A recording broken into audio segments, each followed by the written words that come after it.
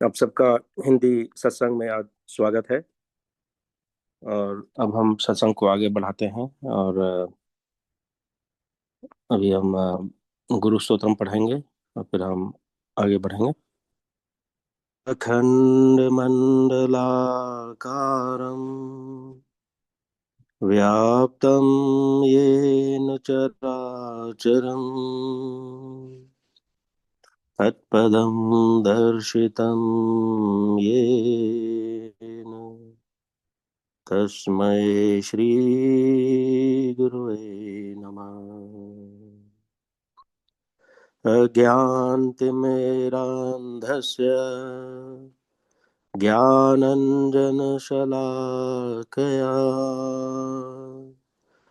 चक्षुरुन्मीलितं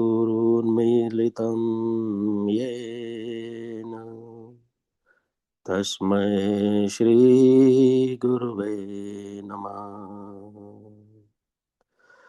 गुरुर्ब्रह्मा गुरुर्विष्णु गुरुर्देवो महेश्वरा गुरु साक्षात् परब्रह्म तस्मै श्री गुरुवे नमः। जय सद्गुरुदेव भगवान की जय। सद्गुरु सत्ता की जय। पूर्ण संत परिवार की जय और संत समाज की जय। आज की सत्संग को अब हम आगे बढ़ाते हैं। और अच्छा, सत्संग का जो टॉपिक जो है, हम लोग पिछले हफ्ते अद्वैतवाद के ऊपर हमने एनपी अंकल जी की वाणी सुनी थी। तो आज जो है उसी सब्जेक्ट को और डीपर तरीके से और गहराई में हम जाएंगे और समझेंगे और अंकल जी की वाणी सुनेंगे। और फिर उसके बाद हम सब प्रश्नोत्तरी करेंगे। तो इसी के साथ मैं अंकल जी से निवेदन करता हूँ, कृपया आप आगे आए और अपना सत्संग को आगे बढ़ाएं। सदगुरुदेव। सबको जय सद्गुरुदेव। माया मोह विडम्बना कुटिल कुचाल कुरूप निशिदिन मन संसार में याद न प्रभु का रूप। काल स्वभाव विनाश कर दीजय शिष्य स्वभाव मन वच काया कर्मणा गुरु सन नाही दुराव। प्रथम देश संसार फिर अपना अपना ठाम जिसको जो प्रभु ने दिया वह आपन सुख धाम। त्याग सकल जगयों करे सब प्रभु काम मनाहि।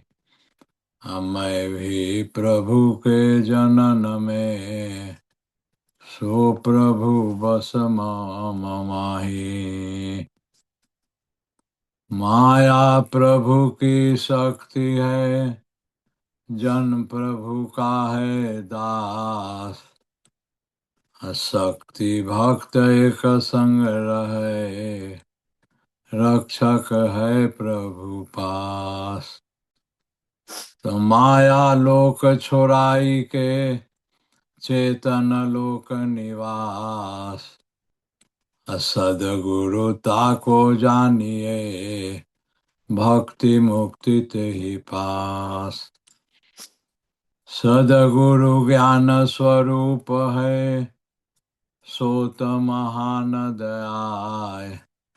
देव सदा फल गुरु बिना तत्व ज्ञान नहीं पाए। व्यक्त और अव्यक्त रूप से सर्वत्र सदैव विद्यमान सद्गुरु सत्ता नित्य प्रतिपल स्मरणीय वर्तमान आचार्य श्री स्वामी जी महाराज प्रथम परंपरा सदगुरु परमाराध्य श्री प्रथमादेव जी,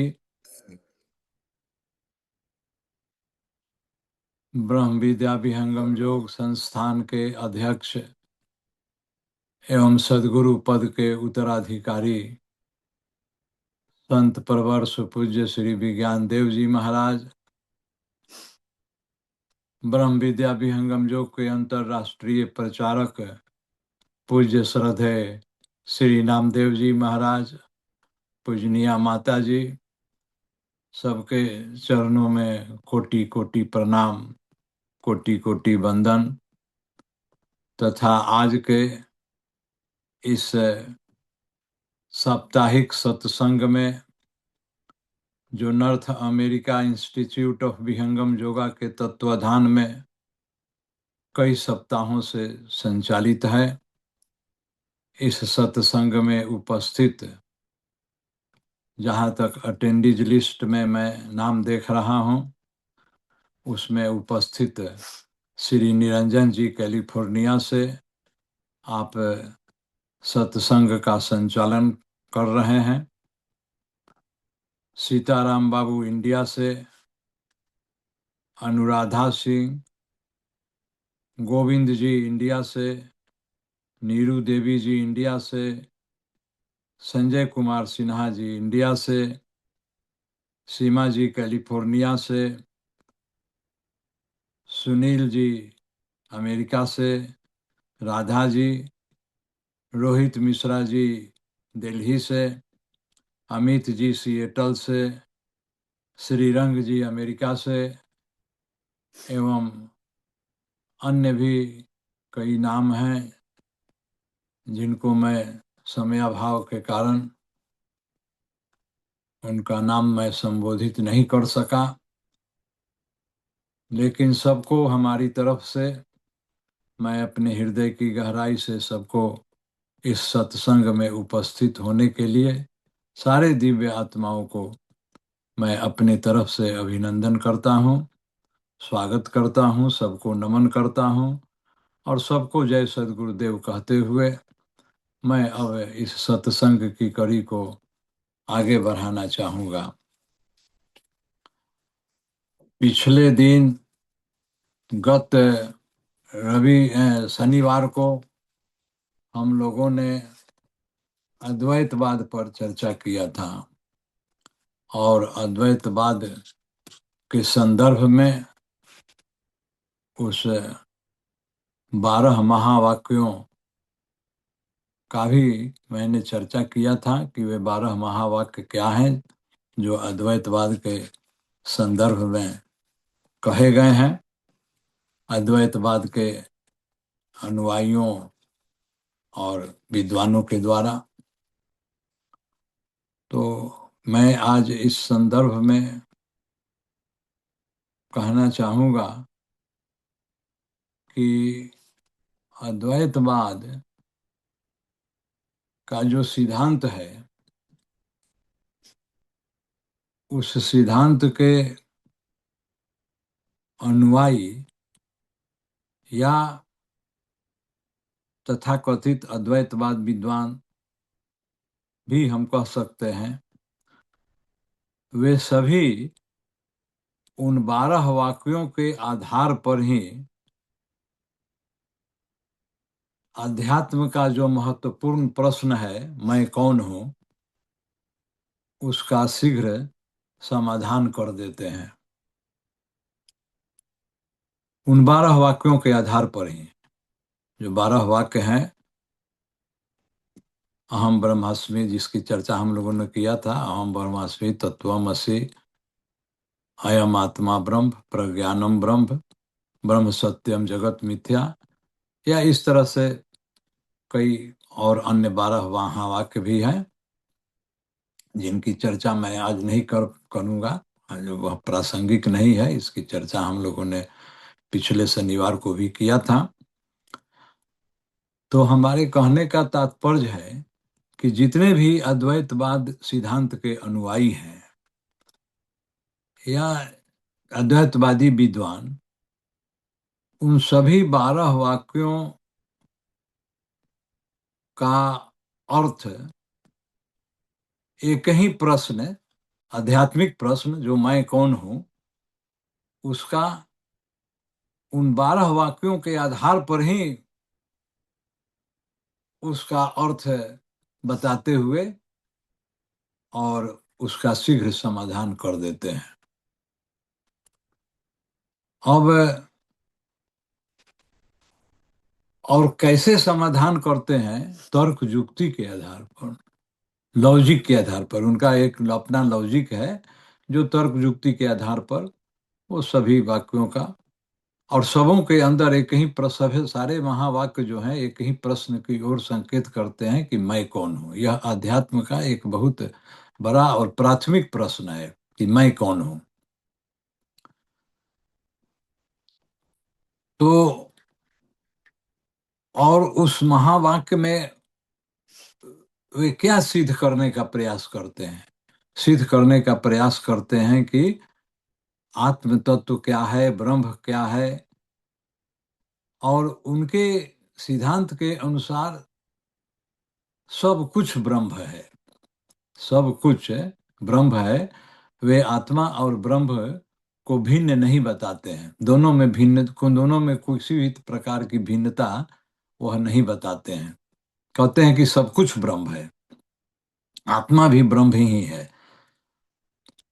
और उनके इस तरह से बताए हुए जितने भी प्रश्न हैं वे सब मायावाद के आवरण में है, और यानी प्रकृति के आधार पर हैं, और प्रकृति के आधार पर ही वे उनको सिद्ध करते हैं। तो इस तरह से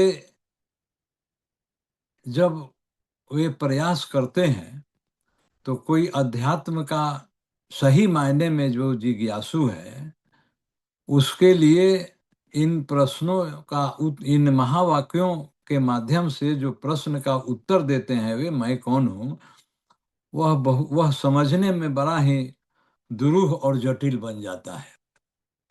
दुरूह का मतलब कि कठिन हो जाता है, अनएप्रीहेंसिव।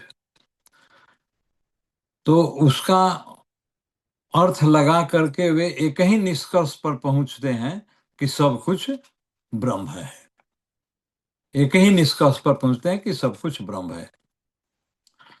और सभी 12 महावाक्य जो हैं, सच पूछिए सही मायने में तो वो किसी उच्च भाव की तरफ संकेत नहीं करते हैं।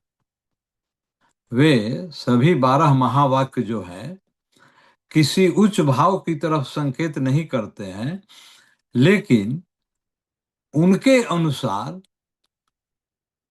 उन 12 वाक्यों का अर्थ उच्च भाव में ही है। वे उसी को उच्च भाव कहते हैं, लेकिन यदि समझा जाए तो वह अध्यात्म का उच्च भाव नहीं है। वे अपने प्रश्नों को, वो प्रश्न को उन 12 महावाक्यों के माध्यम से उच्च भाव की तरफ संकेत नहीं करते। कहते अवश्य हैं कि उच्च भाव की तरफ वे संकेत करते हैं, लेकिन उच्च भाव की तरफ सही मायने में संकेत नहीं है।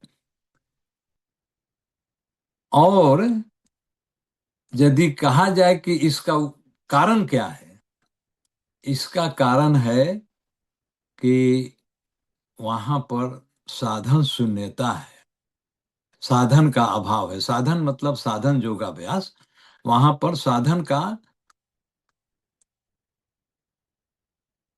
कमी है, एक तरह से कह सकते हैं। साधन का अभाव है, साधन शून्यता है, इस तरह से कह सकते हैं। और यही कारण है कि वे अध्यात्म के वह जो प्रश्न है मैं कौन हूं, उसके उच्च भाव की तरफ वे संकेत नहीं करते हैं। भाव उनका जरूर है कि मैं कौन हूं, उसका प्रश्न का उत्तर देते हैं 12 महावाक्यों के माध्यम से। तो कहने का मतलब कि यदि यह कहा जाए, बहुत से व्यक्ति कहते हैं, बात भी सही है, कि सभी महापुरुष जो हैं एक ही बात कहते हैं, लेकिन एक बात कहते तो अवश्य हैं, लेकिन उनके और वो अपने अपने ज्ञान के आधार से कहते हैं। एक बार एक दिन इसी पर बहुत बहुत बात चर्चा हो रही थी, तो हमको निरंजन जी ने बताया था, उन्होंने भी यही बताया था कि सभी महापुरुष तो एक ही बात कहते हैं, लेकिन इस संबंध में मेरा कहना है कि सभी महापुरुष अवश्य एक ही बात कहते हैं, लेकिन सबके कहने का आधार अलग अलग है, इसलिए कि ज्ञान का भूमि अलग अलग है। वे ज्ञान की जिस भूमि से बोलते हैं उसके अनुसार अर्थ अलग अलग हो जाता है। स्वामी जी ने स्वरवेद में इसको संकेत भी किया है कि ज्ञान की भूमि में भेद हो जाने से उसका अर्थ अलग अलग हो जाता है। तो जैसे प्रकृति मिश्रित ज्ञान, प्रकृति और जीव का मिश्रित ज्ञान, शुद्ध जीव का ज्ञान, शुद्ध ब्रह्म का ज्ञान, इस तरह से ज्ञान का आधार अलग अलग होने से उसका अर्थ अलग अलग हो जाना स्वाभाविक है। तो इसीलिए साधन शून्यता के अभाव में ऐसा होता है। और दूसरी बात यह है कि एक तो वह उन महावाक्यों का अर्थ सिद्ध करने के लिए प्रयास करते ही हैं और अपनी वाणी से उसको सिद्ध भी कर देते हैं। सही मायने में यदि कहा जाए तो उनकी वाणियां अनुभव युक्त वाणियां हैं, लेकिन साधन के अभाव में वहां अनुभव नहीं है। साधन के अभाव में वहां पर अनुभव युक्त वाणियां हैं, जरूर सबों में अनुभव छिपा हुआ है, लेकिन साधन के अभाव में वहां अनुभव नहीं है। क्यों नहीं है? क्योंकि बौद्धिक आधार पर उसका अर्थ का विश्लेषण वहां पर किया जाता है। बुद्धि मूलक आधार कह सकते हैं हम लोग, बुद्धि मूलक प्रयोग भी कह सकते हैं। और इस तरह से उसमें हानि क्या है?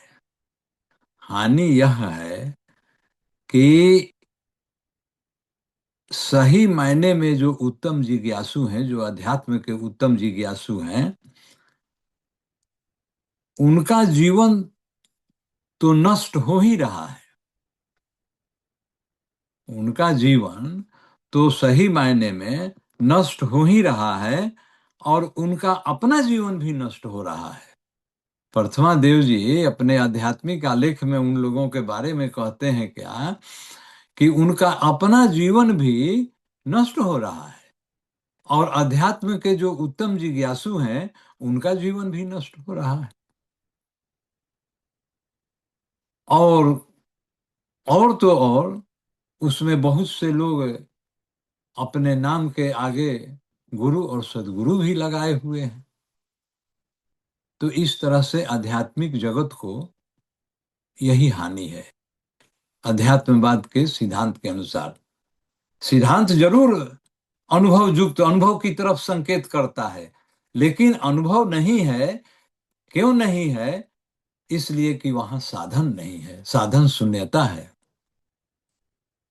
इसीलिए स्वामी जी ने स्वरवेद में लिखा कि मनमुख गुरु बन जग ठगे, अनाधिकार पद ले, अनष्ट करे संसार को, जीव काल घर दे।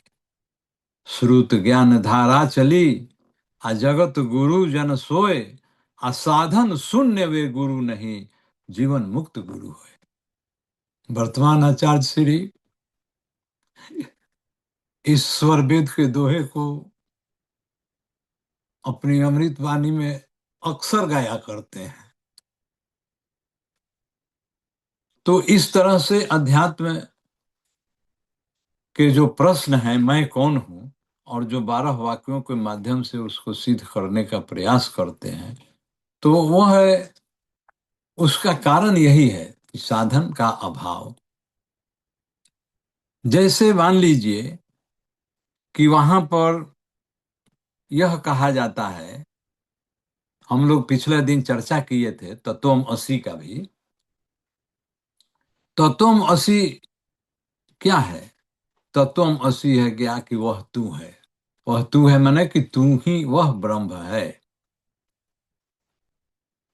तो अद्वैतवाद के सिद्धांत में ऐसा क्यों है? क्योंकि उनका कहना है कि इस अद्वैतवाद के सिद्धांत में एक ही ब्रह्म है, उस ब्रह्म के अतिरिक्त वे अन्य कुछ नहीं कहते हैं।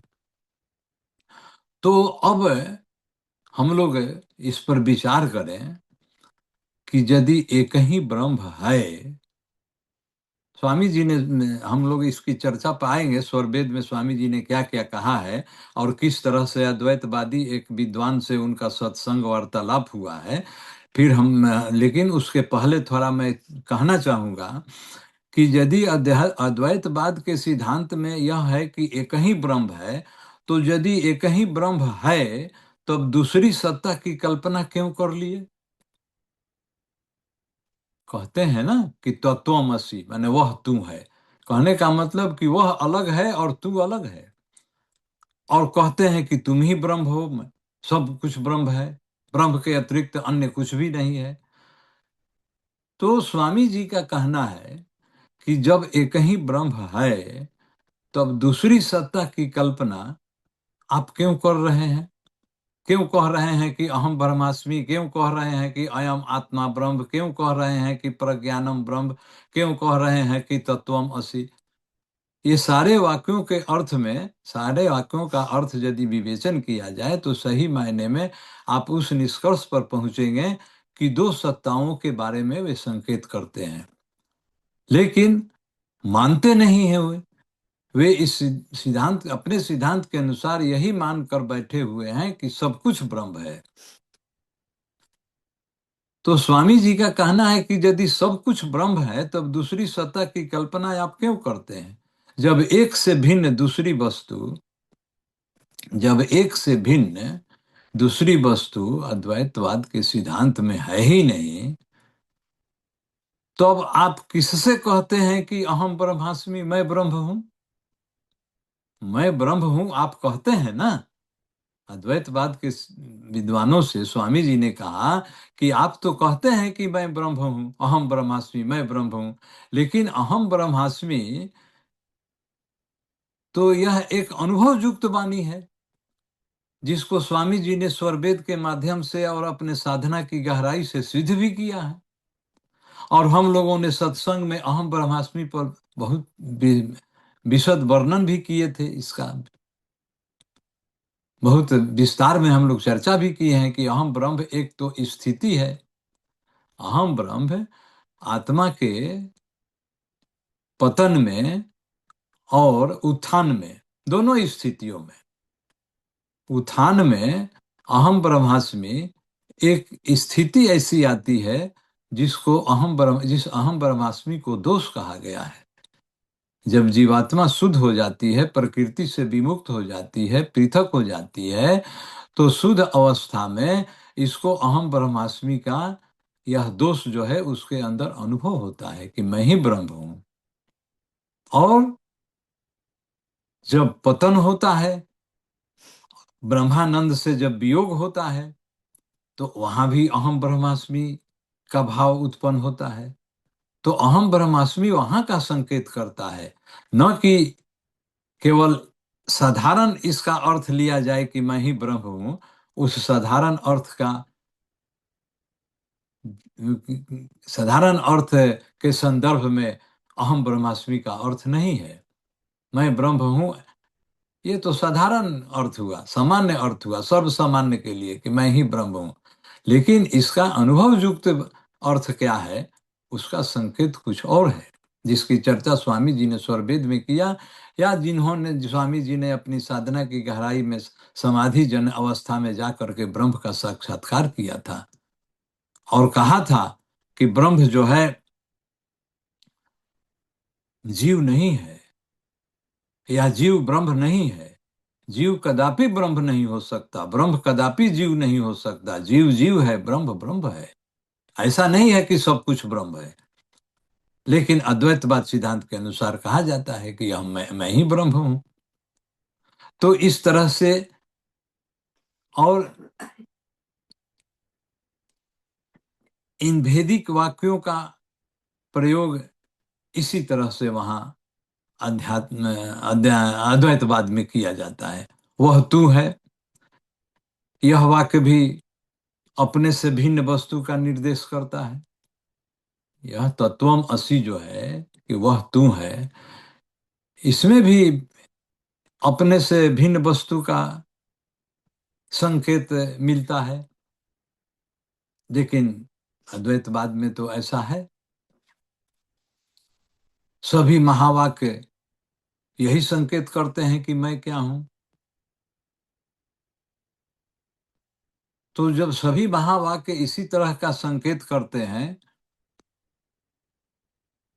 तो कहा जाएगा कि इसका अर्थ कहा जाएगा कि सर्वसामान्य अर्थ कहा जाएगा।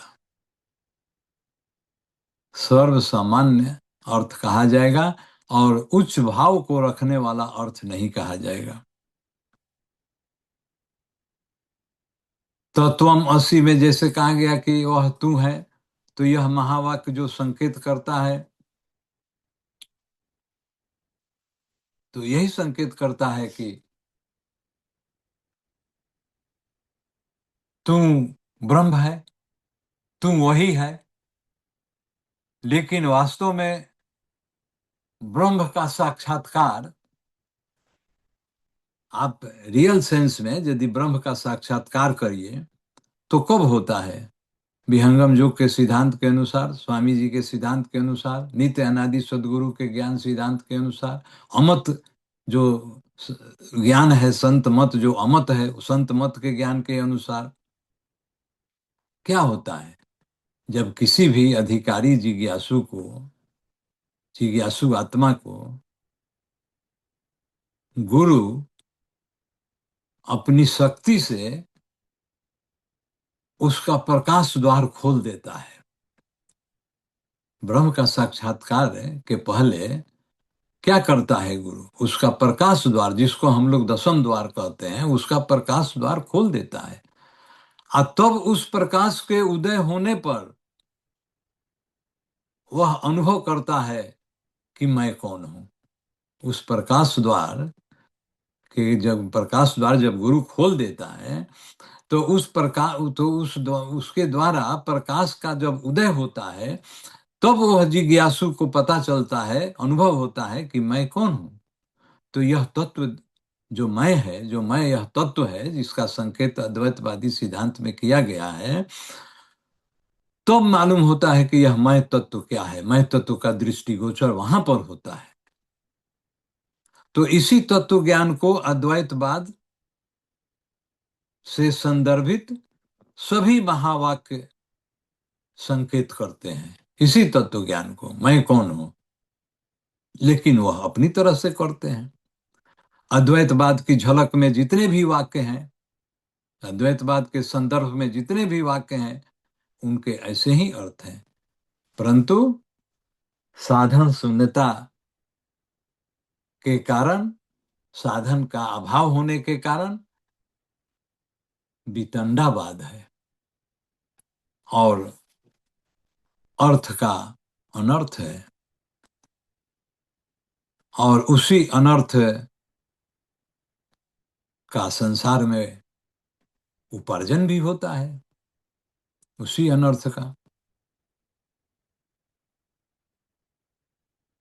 स्वामी जी ने कहा कि वाणी जाल अपार है, भूली परे सब जीव, अदेव सदा फल शरण गहो, तब पावो निज पीऊ।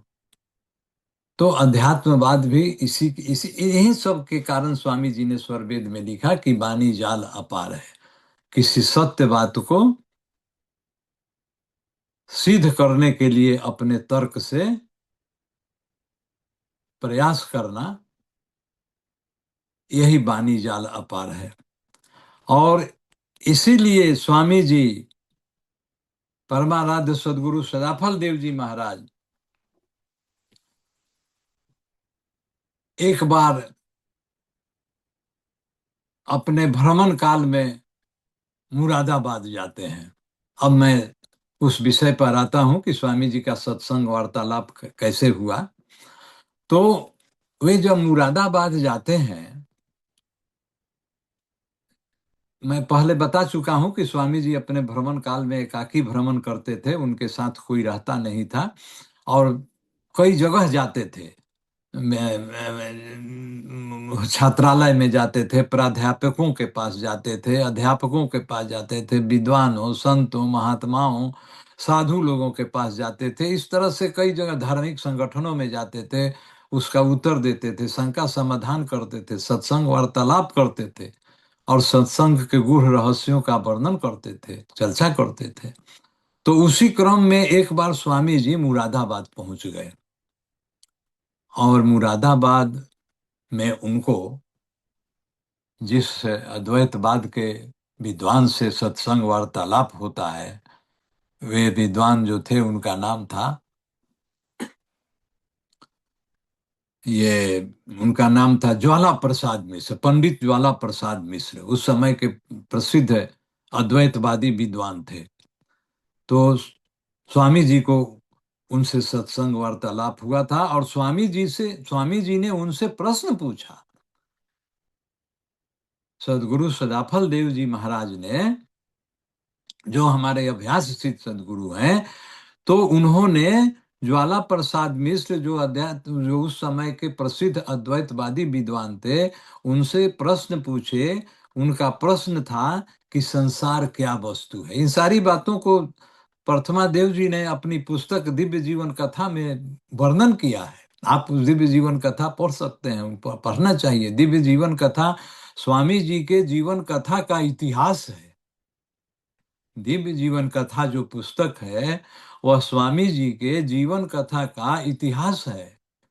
तो उस दिव्य जीवन कथा में प्रथमाचार्य जी वर्णन करते हैं कि जब सदगुरु सदाफल देव जी महाराज की मुलाकात मुरादाबाद में उस अद्वैतवादी विद्वान से हुआ है, पंडित ज्वाला प्रसाद मिश्र से, तो उन्होंने, स्वामी जी ने उनसे प्रश्न पूछा कि संसार क्या वस्तु है, यह संसार क्या वस्तु है।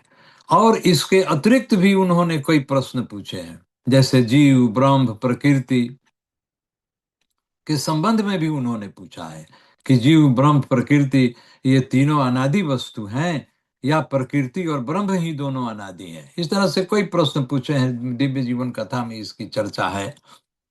तो लेकिन मुख्य रूप से जो पूछे कि यह संसार क्या वस्तु है, तो पंडित ज्वाला प्रसाद मिश्र ने स्वामी जी के प्रश्न के उत्तर में अपने अद्वैतवादी विचारधारा के अनुसार संसार के संबंध में जो कहा, वह आश्चर्यचकित करने वाला उत्तर था उनका। उन्होंने कहा कि यह संसार तीनों काल में सत्य नहीं है। हमारी बातों पर आप लोग ध्यान देंगे कि क्या प्रश्न और उत्तर हुआ था। यही मुख्य बात मैं कहना चाहता था आज के सत्संग में, जिसकी चर्चा मैं कर रहा हूं। स्वामी जी के प्रश्न के उत्तर में वो पंडित ज्वाला प्रसाद मिश्र ने कहा कि यह संसार तीनों काल में सत्य नहीं है। अब बताइए, संसार को उन्होंने असत्य कह दिया। हम लोगों ने कहा था ना कि ब्रह्म सत्य जगत मिथ्या, तो यह वही है। उन्होंने कहा कि यह संसार तीनों काल में सत्य नहीं है। और क्या कहा? कहा कि यह संसार न उत्पन्न हुआ है, और न है और न होगा। तीनों तरह की बात कह दिए, पास्ट, प्रेजेंट और फ्यूचर। यह संसार पास्ट में भी नहीं था, प्रेजेंट में भी यह संसार नहीं है, और फ्यूचर में भी यह संसार नहीं रहेगा। तो इस संसार, लेकिन अब देखिए आगे वह क्या कहते हैं अपने तर्क युक्ति के आधार पर। कहते हैं क्या, इसका उत्तर देते हैं कि ऐसा क्यों है, क्यों वो कह रहे हैं कि यह संसार तीनों काल में सत्य नहीं है, यह संसार न उत्पन्न हुआ है, न है, न इसका भविष्य में न यह भविष्य में उत्पन्न होगा। तो इसके समर्थन में, इसको सिद्ध करने के लिए वे उत्तर क्या देते हैं आगे, कहते हैं क्या कि यह संसार की प्रतीति सत्य है। यह संसार की प्रतीति सत्य है जो भ्रम मात्र है। यह संसार की प्रतीति सत्य है जो भ्रम मात्र है। प्रतीति कहते हैं कि जैसे किसी वस्तु की उपस्थिति का अनुभव होना, प्रतीति किसी वस्तु की उपस्थिति का अनुभव होना, यानी आप किसी वस्तु के ऊपर एक्सपीरियंस कर रहे हैं, एक्सपीरियंसिंग द प्रेजेंस आप कह सकते हैं अंग्रेजी में, एक्सपीरियंसिंग द प्रेजेंस, यानी कि किसी वस्तु के होने का आप केवल आपको प्रतीत हो रहा है कि वह वस्तु है, लेकिन आप कह रहे हैं कि वह भ्रम में प्रतीति हो रही है। प्रतीति आपको हो रही है, अनुभव हो रहा है कि वह वस्तु है, लेकिन साथ साथ आप यह भी कह रहे हैं कि जो हमें प्रतीति हो रही है वह भ्रम में हो रही है। ड्यू टू इल्यूजन, इल्यूजन के कारण माने हमको प्रतीति हो रही है, हमको अनुभव हो रहा है। वह वस्तु वास्तव में नहीं है, वह वस्तु वास्तव में नहीं है, उसकी प्रतीति हो रही है। इसका कारण कहते हैं क्या कि भ्रम है, भ्रम मात्र के कारण हो रहा है। तो वास्तव में यह, फिर कहते हैं कि वास्तव में यह संसार कुछ भी नहीं। अपना समर्थन करते हुए, अपने तर्क युक्ति के आधार से अपने प्रश्न के उत्तर को सिद्ध करते हुए कहते हैं कि वास्तव में यह संसार कुछ भी नहीं है, और भ्रम में जो प्रतीति हो रही है वह तो सत्य है। भ्रम में जो प्रतीति हो रही है वह तो सत्य है, लेकिन वस्तु सत्य नहीं है। संसार की सत्ता का अनुभव, प्रतीति उनको हो रहा है, लेकिन सत्ता को उन्होंने, संसार की सत्ता को सत्य नहीं बताया। समझते हैं कि संसार सत्य नहीं है। इसका अनुभव, हम प्रतीति जो हो रहा है वह सत्य है, लेकिन संसार सत्य नहीं है। देखिए देखिए कैसा बने विरोधाभास है कि उनका कहने का मतलब था कि प्रतीति जो हो रही है वह सत्य है, लेकिन जिस वस्तु का जिस वस्तु जो हम प्रतीत कर रहे हैं, जिस वस्तु का प्रतीत होने वाली जो वस्तु है वह सत्य नहीं है। प्रतीति सत्य है, लेकिन प्रतीत होने वाली वस्तु सत्य नहीं है। ये कैसा विरोधाभास है, कंट्राडिक्शन है। और इस तरह से वे उदाहरण के द्वारा उसको सिद्ध करते हैं। स्वामी जी ने स्वरवेद में उदाहरण क्या दिया, वे अद्वैतवादी सिद्धांत के अनुसार जो उदाहरण है, उसको उदाहरण से उन्होंने कहा क्या, स्वामी जी ने स्वरवेद में लिखा है इसको, इस दोहे को आप पढ़िएगा। उदाहरण 3 घटनाओं से देते हैं। 3 घटनाएं कौन कौन है? जैसे मरुभूमि में मरीचिका, आप लोग सभी व्यक्ति जानते होंगे कि मरुभूमि में मरीचिका, मृग मरीचिका जो है वह क्या चीज है। हम लोग विद्यार्थी जीवन में फिजिक्स में भी पढ़ते थे कि मरुभूमि में मृग मरीचिका क्यों होता है। फिर वे कहते हैं क्या कि जैसे उदाहरण देते हैं, सीप में रजत का अनुभव होना। जैसे सीप प्रकाश में चमकता है ना, तो लगता है कि वहां पर चांदी है। तो सीप और रजत का वे उदाहरण से इसको सिद्ध किए हैं। फिर कहते हैं क्या कि जैसे मानिए आप कि हम लोग जैसे अंधकार में चलते हैं, थोड़ा थोड़ा अल्प प्रकाश जो रहता है अंधकार में भी, तो वहां कोई टेढ़ी मेढ़ी रस्सी मान लीजिए कि जमीन पर पड़ी हुई है, तो उस रस्सी में सर्प का प्रतीति होना, सर्प का प्रतीति होना। तो इस तरह से मरीचिका और जल, मरुभूमि में मरीचिका और जल, सीप और रजत, रस्सी और सर्प, इन दो इस ये तीनों उदाहरणों में दो वस्तु हैं। जैसे मृग मरीचिका में क्या है? जल है, और वहां मरुभूमि में क्या है? बालू है। सीप और रजत, प्रकाश में सीप चमक रहा है और रजत का अनुभव हो रहा है। रस्सी पड़ी हुई है, उसमें सर्प का अनुभव हो रहा है। तो ये कहते हैं क्या कि इसका आभासी संबंध है। ये आभासी संबंध माने वर्चुअल रिलेशन है, एक्चुअली दोनों में कोई संबंध नहीं है। वो कहते हैं क्या कि यह आभासी संबंध है, और आभासी संबंध को प्रदर्शित करने वाले दृश्य स्थिति का उदाहरण दे करके वे अद्वैतवाद के सिद्धांत को सिद्ध करते हैं। और इस तरह से पंडित जी महाराज ने, पंडित ज्वाला प्रसाद मिश्र ने जो कहा कि मरीचिका में जल जो है, सीप में जो रजत है, रज्जु में जो सर्प है, इन तीनों के होने की प्रतीति को उन्होंने सत्य बताया। कहा कि प्रतीति सत्य है, प्रतीति जो हो रहा है, अनुभव जो हो रहा है वह सत्य है। मरीचिका में जल का जो अनुभव हो रहा है वह सत्य है। सीप में रजत का अनुभव हो रहा है वह सत्य है। रस्सी में सर्प का अनुभव हो रहा है वह भी सत्य है। लेकिन कहते क्या है कि जल सत्य नहीं है, जल का अस्तित्व सत्य नहीं है, सीप का अस्तित्व सत्य नहीं है, रस्सी रज्जू को स्वामी जी ने रज्जू कहा है अपने दोहा में कि रज्जू का अस्तित्व जो है सत्य नहीं है। तो इस तरह से संसार को तीनों काल में सत्य नहीं बताया, परंतु भ्रम में संसार की प्रतीति को सत्य बताया। और कहते भी हैं कि इसी के कारण इन तीनों उदाहरणों को बताते हुए कहते हैं क्या कि जिस तरह से मृग मरीचिका में जल की प्रतीति होती है, सीप में रजत की प्रतीति होती है और रस्सी में सर्प की प्रतीति होती है, उसी तरह से यह संसार तीनों काल में प्रतीति तो होती है, लेकिन भ्रम के कारण प्रतीति होती है। वे कहते हैं कि जल है, लेकिन भ्रम के कारण जल है। वे इस बात का समर्थन नहीं करते हैं, इस बात को स्वीकार नहीं करते हैं कि वास्तव में जल है। वे कहते हैं कि जल नहीं है, जल का कोई अस्तित्व नहीं है, रजत का कोई अस्तित्व नहीं है, सर्प का कोई अस्तित्व नहीं है। यानी कि प्रतीत होने वाली वस्तु का कोई अस्तित्व नहीं है, लेकिन प्रतीति जो हो रहा है वह सत्य है, क्योंकि वहां पर भ्रम है। वो भ्रम को भी स्वीकार करते हैं। इसको क्या कहा जा सकता है? Half true half false. इसको आप क्या कह, हम लोग भी तो मानते हैं इस बात को कि हाँ भाई, मरुभूमि में प्रकाश के कारण जो बालू चमकता है तो लगता है कि वहां पर जल है। हम लोग भी मानते हैं इसको, विज्ञान भी मानता है कि हाँ भी ऐसा होता है।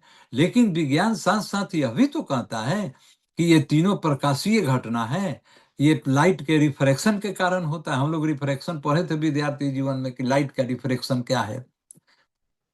लाइट जब है एयर के डिफरेंट लेयर से जब ट्रेवल करती है और डिफरेंट टेम्परेचर से उसका मुकाबला होता है लाइट का, तो इस कारण से रिफ्रैक्शन ऑफ लाइट होता है। और रिफ्रैक्शन ऑफ लाइट के कारण मरुभूमि में जल की प्रतीति होती है। ठीक है, उन्होंने भी कहा कि जल की प्रतीति होती है, लेकिन साथ साथ उन्होंने यह भी तो कहा कि प्रतीति जो हो रही है भ्रम के कारण हो रही है। ठीक है, भ्रम के कारण प्रतीति हो रही है, इल्यूजन है, ये जो है यह इल्यूजन है। विज्ञान भी मानता है इसको कि लाइट के रिफ्रैक्शन के कारण ऐसा इल्यूजन होता है। लेकिन विज्ञान यह तो नहीं मानता है कि वाटर का एग्जिस्टेंस नहीं है, चांदी का एग्जिस्टेंस नहीं है, सर्प का एग्जिस्टेंस नहीं है। एग्जिस्टेंस तो है, लेकिन वे कहते हैं क्या कि इसका एग्जिस्टेंस नहीं है। और इसी तर्क के कसौटी पर अपने सिद्धांत को सिद्ध करते हुए वे कहते हैं कि संसार इसी तरह से सत्य नहीं है, संसार इसी तरह से सत्य नहीं है, इसकी सत्यता की प्रतीति सत्य है, जो कि भ्रम मात्र है, जिसमें भ्रम है, प्रतीति में भ्रम है, प्रतीति में भ्रम है, लेकिन वह वस्तु सत्य नहीं है, प्रतीत होने वाली वस्तु सत्य नहीं है। तो इस तरह से पंडित जी महाराज के इस उत्तर में क्या छिपा हुआ है, अब हम लोग इसका विश्लेषण करेंगे। स्वामी जी ने विश्लेषण किया है स्वरवेद में कि पंडित जी महाराज के इस उत्तर में छिपा हुआ क्या है? मिथ्या रहस्य भेद है। इसका रहस्य जो है मिथ्या है, लेकिन इसका आधार क्या है? इसका आधार यह है कि प्रतीति जो सत्य लग रही है वह भ्रम के कारण है, और भ्रम में प्रतीति सत्य लग रही है, अर्थात प्रतीति में ही भ्रम है। तो अब रही बात कि किस तरह का भ्रम, उनको किस तरह का भ्रम, भ्रम की तो चर्चा हमने कर दिया कि ऐसा उनको भ्रम हो रहा है। मृग मरीचिका के कारण जल का अनुभव हो रहा है उनको मरुभूमि में। प्रकाश के कारण जो सीप चमक रहा है उसमें रजत का अनुभव, चांदी का अनुभव हो रहा है। रस्सी जो टेढ़ी मेढ़ी पड़ी हुई है जमीन पर, वो अंधकार में हमें सर्प जैसा लग रहा है। विज्ञान भी इसका समर्थन करता है, उन्होंने भी इसका समर्थन किया, लेकिन एक बात जो उन्होंने कहा कि वस्तु का अस्तित्व नहीं है, यह बात उन्होंने, ये न विज्ञान के सिद्धांत के अनुसार सही है और न अध्यात्म के शुद्ध ज्ञान के अनुसार सही है। तो भ्रम जो उनको है, अब आया जाए कि यह भ्रम का आधार क्या है। तो वस्तु के नहीं रहने पर भी वस्तु के होने का भ्रम, इसका एक पंक्ति में यही अंतर है, उत्तर है कि वस्तु के नहीं रहने पर भी वस्तु के होने का भ्रम। स्वामी जी ने स्वरवेद में इसको क्या कहा? स्वामी जी ने कहा कि विपर्य ज्ञान है। इसको स्वामी जी ने विपर्य ज्ञान कहा, मिथ्या ज्ञान, यही विपर्य ज्ञान है। वस्तु जैसा बोध वैसा, ऐसा नहीं है। जैसा वस्तु है वैसा बोध नहीं हो रहा है। वस्तु का तो अस्तित्व है, लेकिन उनके अनुसार वस्तु का अस्तित्व नहीं है। तो वस्तु के रहते हुए भी वस्तु के नहीं होने का अनुभव, यही भ्रम है। मरीचिका में जल नहीं है, सीप में रजत नहीं है, रस्सी में सर्प नहीं है, यह बात सही है। यह बात सही है कि मरीचिका में जल नहीं है, सीप में रजत नहीं है, चांदी नहीं है, और रस्सी में सर्प नहीं है, यह वास्तविकता है। परंतु मालूम पड़ रहा है कि वस्तु के नहीं होने पर वस्तु के होने का, यह केवल प्रतीति है। उनको लग रहा है कि यह केवल प्रतीति है, जो भ्रम में सत्य प्रतीत हो रहा है, जो भ्रम में सत्य प्रतीत हो रहा है, अर्थात भ्रम में प्रतीति हो रही है। और तीनों भ्रम का कारण वैज्ञानिक दृष्टिकोण से, तीनों भ्रम का कारण क्या है? वही प्रकाशीय घटना है जो हम आपको बताए, लाइट फेनोमेना, लाइट का रिफ्रैक्शन जो है, इसी में ये एक फेनोमेना के रिफ्रैक्शन फेनोमेना के कारण ऐसा है। तो वास्तविक अस्तित्व को ही सदा के लिए तीनों काल में असत्य बता देना, जैसे संसार को बता दिया उन्होंने तीनों काल में असत्य, तो यह एक प्रकार की भ्रांति है। यह जो है वस्तु के होते हुए भी वस्तु के नहीं होने का प्रतीत होना, प्रतीति होना, यह तो एक वास्तव में भ्रांति ही है ना। केवल भ्रम में किसी वस्तु की प्रतीति को के सत्य लगने से आप उस वस्तु को बता देंगे कि उस वस्तु का कोई अस्तित्व नहीं है, यह तो युक्ति संगत नहीं है, यह तो न्यायपूर्ण नहीं है, ऐसा नहीं है। लेकिन अब हम लोग चर्चा करें, इतना तो सारी बातों का चर्चा हो गया, लेकिन अब मूल कारण पर आए कि भ्रम का कारण तो हम लोगों ने बता दिया कि प्रकाशीय घटना है, भ्रम इसी के कारण हो रहा है। लेकिन ये अद्वैतवादी विचार का कारण क्या है? संसार तीनों काल में सत्य नहीं है, परंतु भ्रम में इसकी प्रतीति सत्य है। परंतु अद्वैतवाद में ऐसा विचार क्या है, क्यों है, ऐसा सिद्धांत क्यों है? इस क्यों का कारण एक ही है कि वे मानते हैं, अद्वैतवादी सिद्धांत जो है इस सत्यता को मानता है कि केवल ब्रह्म, सब कुछ ब्रह्म है, सब कुछ ब्रह्म है, ऐसा अद्वैतवादी सिद्धांत मानता है कि केवल ब्रह्म है। तो सर्वत्र केवल ब्रह्म ही ब्रह्म है, और एकमात्र ब्रह्म के अतिरिक्त कुछ भी नहीं है, यही अद्वैतवादी सिद्धांत है। सर्वत्र ब्रह्म है, सब कुछ ब्रह्म है, और ब्रह्म के अतिरिक्त अन्य और कुछ भी नहीं है। आप एक पंक्ति में अद्वैतवादी सिद्धांत का उल्लेख या चर्चा, या आप किसी से कह सकते हैं, यदि कोई पूछे कि अद्वैतवादी सिद्धांत क्या है, तो एक पंक्ति में कह सकते हैं कि अद्वैतवाद के सिद्धांत के अनुसार सब कुछ ब्रह्म है और एकमात्र ब्रह्म के अतिरिक्त अन्य कोई दूसरा नहीं है। तो पंडित जी महाराज, जो पंडित ज्वाला प्रसाद मिश्र जो थे, इसी तरह से संसार के अस्तित्व के संबंध में स्वामी जी के द्वारा पूछे गए जो प्रश्न थे, उसका समाधानात्मक उत्तर, माने उसका पंडित जी ने स्वामी जी के उत्तर का अपने प्रश्नों के माध्यम से समाधान किया और उत्तर इसी तरह से उन्होंने दिया है, जैसा कि दिव्य जीवन कथा में प्रथमाचार्य श्री ने इसका उल्लेख किया है।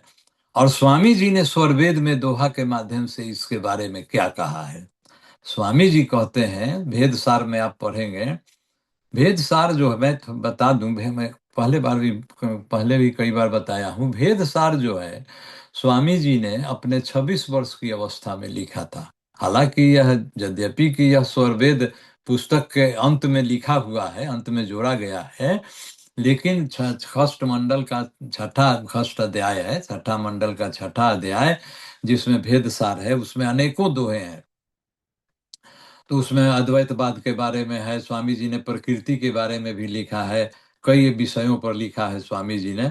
तो स्वामी जी इस अद्वैतवाद के सिद्धांत के ऊपर जो अपने दोहा के माध्यम से लिखे कि अद्वैतवाद के सिद्धांत में ऐसा क्यों है, तो वे कहते हैं, वो विद्वानों के ऊपर कटाक्ष किए हैं कि रजत सीप रजु उरग का, मरीचि का जलभान।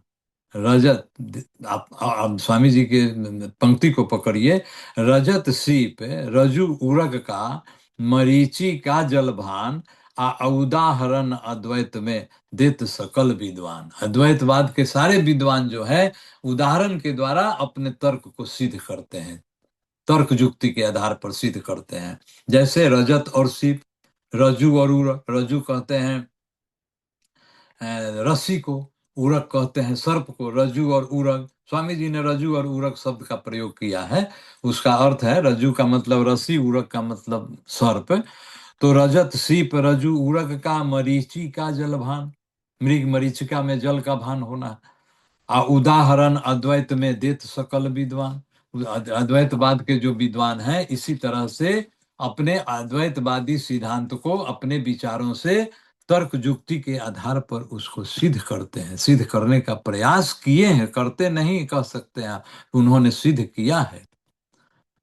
अब स्वामी जी ने कैसे अपना तर्क युक्ति के आधार से उनके सिद्धांत का खंडन किए, इसको आप देखिए।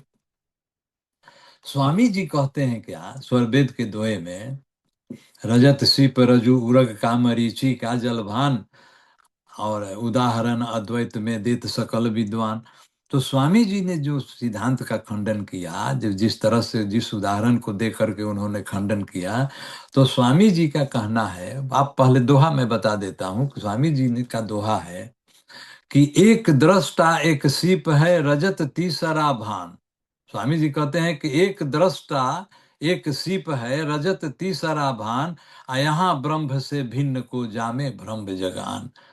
अद्वैतवाद के समर्थक विद्वान जो हैं वे इसी तरह से उदाहरण प्रस्तुत करके अद्वैतवाद के सिद्धांत की पुष्टि किए हैं, या पुष्टि करते हैं, कुछ भी कह सकते हैं आप।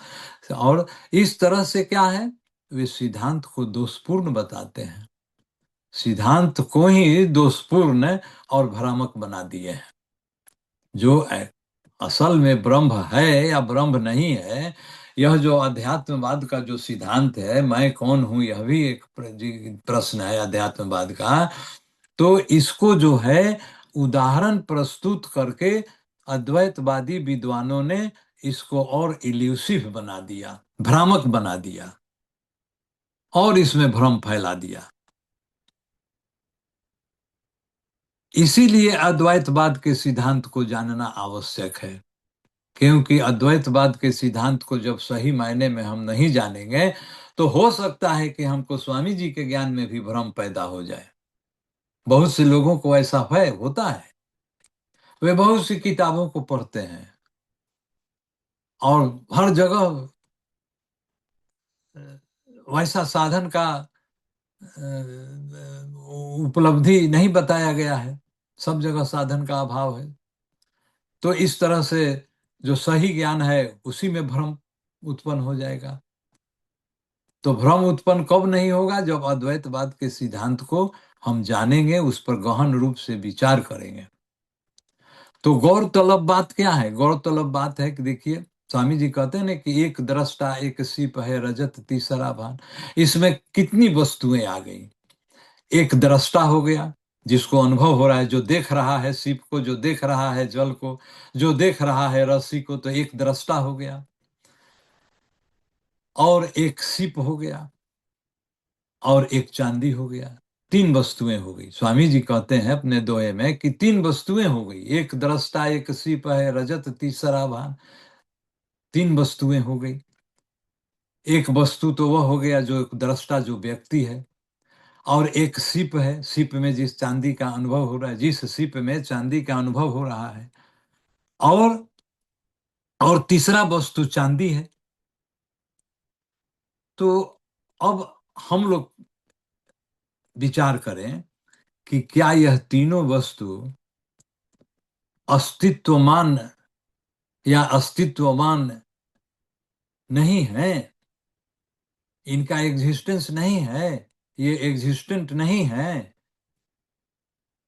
इनका एग्जिस्टेंस है। जल का एग्जिस्टेंस है, शिव का एग्जिस्टेंस है, चांदी का एग्जिस्टेंस है। और जो व्यक्ति दृष्टा बनकर देख रहा है, उसको अभी उसका भी एग्जिस्टेंस है। तो कहते हैं कि तीन वस्तुओं का जब इतना एग्जिस्टेंस है, तो ये तो तीन वस्तु हो गए, एक से अधिक हो गए। स्वामी जी अपनी तर्क देते हैं। देखिए कैसा तर्क देते हैं ज्वाला प्रसाद मिश्र को, कि आप जो कहते हैं कि रजत, सीप और मृग मरीचिका और जल और रज्जु और सर्प का जो उदाहरण दे करके अपने सिद्धांत को पुष्ट कर रहे हैं, सिद्धांत की पुष्टि कर रहे हैं, तो स्वामी जी अपनी तर्क युक्ति देते हैं कि इसमें तो तीन वस्तु हो गया। केवल रजत और सीप के उदाहरण को ही स्वामी जी ने लिया कि रजत और सीप और एक दृष्टा। उसी तरह से आप मृग मरीचिका, जल और बालू, सैंड, आप उसी तरह से रस्सी, सर्प और एक दृष्टा।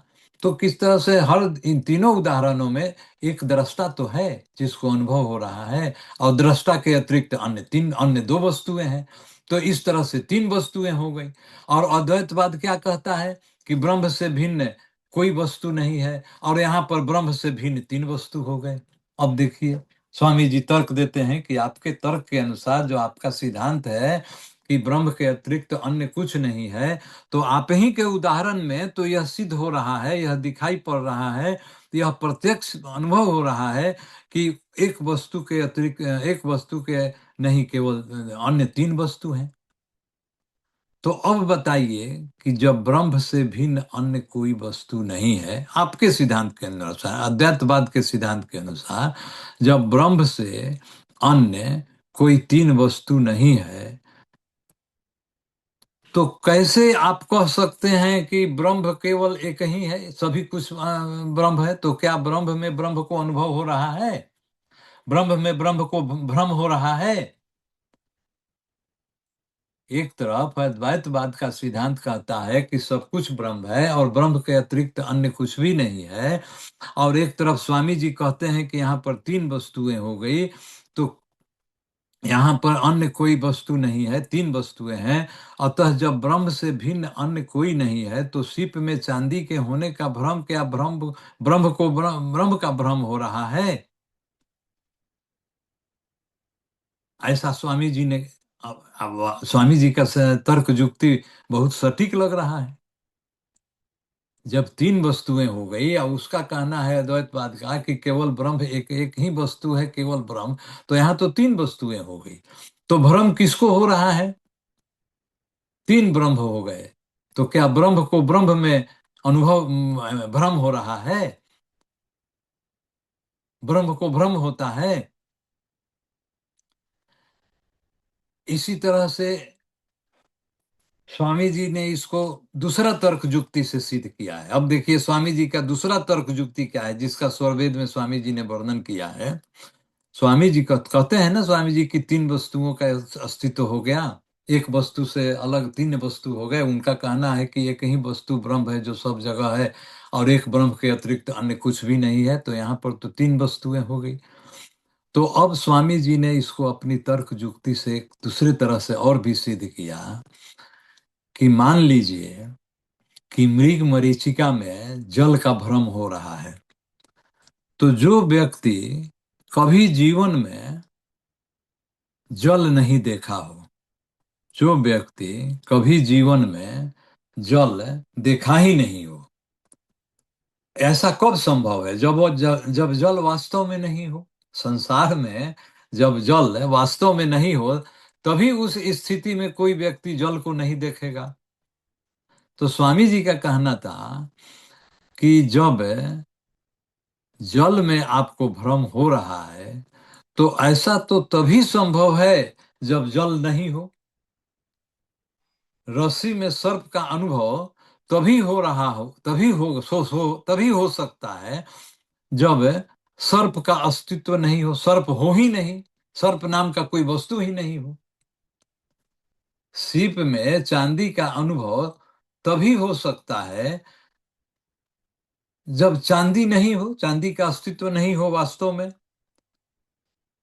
तो इस तरह से स्वामी जी ने संसार के अस्तित्व को सिद्ध करने के लिए जो तर्क युक्त उत्तर दिया, तो उससे सिद्ध उन्होंने कहा कि पूर्व में बिना देखे हुए किसी वस्तु में भ्रांति हो ही नहीं सकती। जब पहले आप किसी वस्तु को देखे नहीं है, तो आपको भ्रम हो ही नहीं सकता है।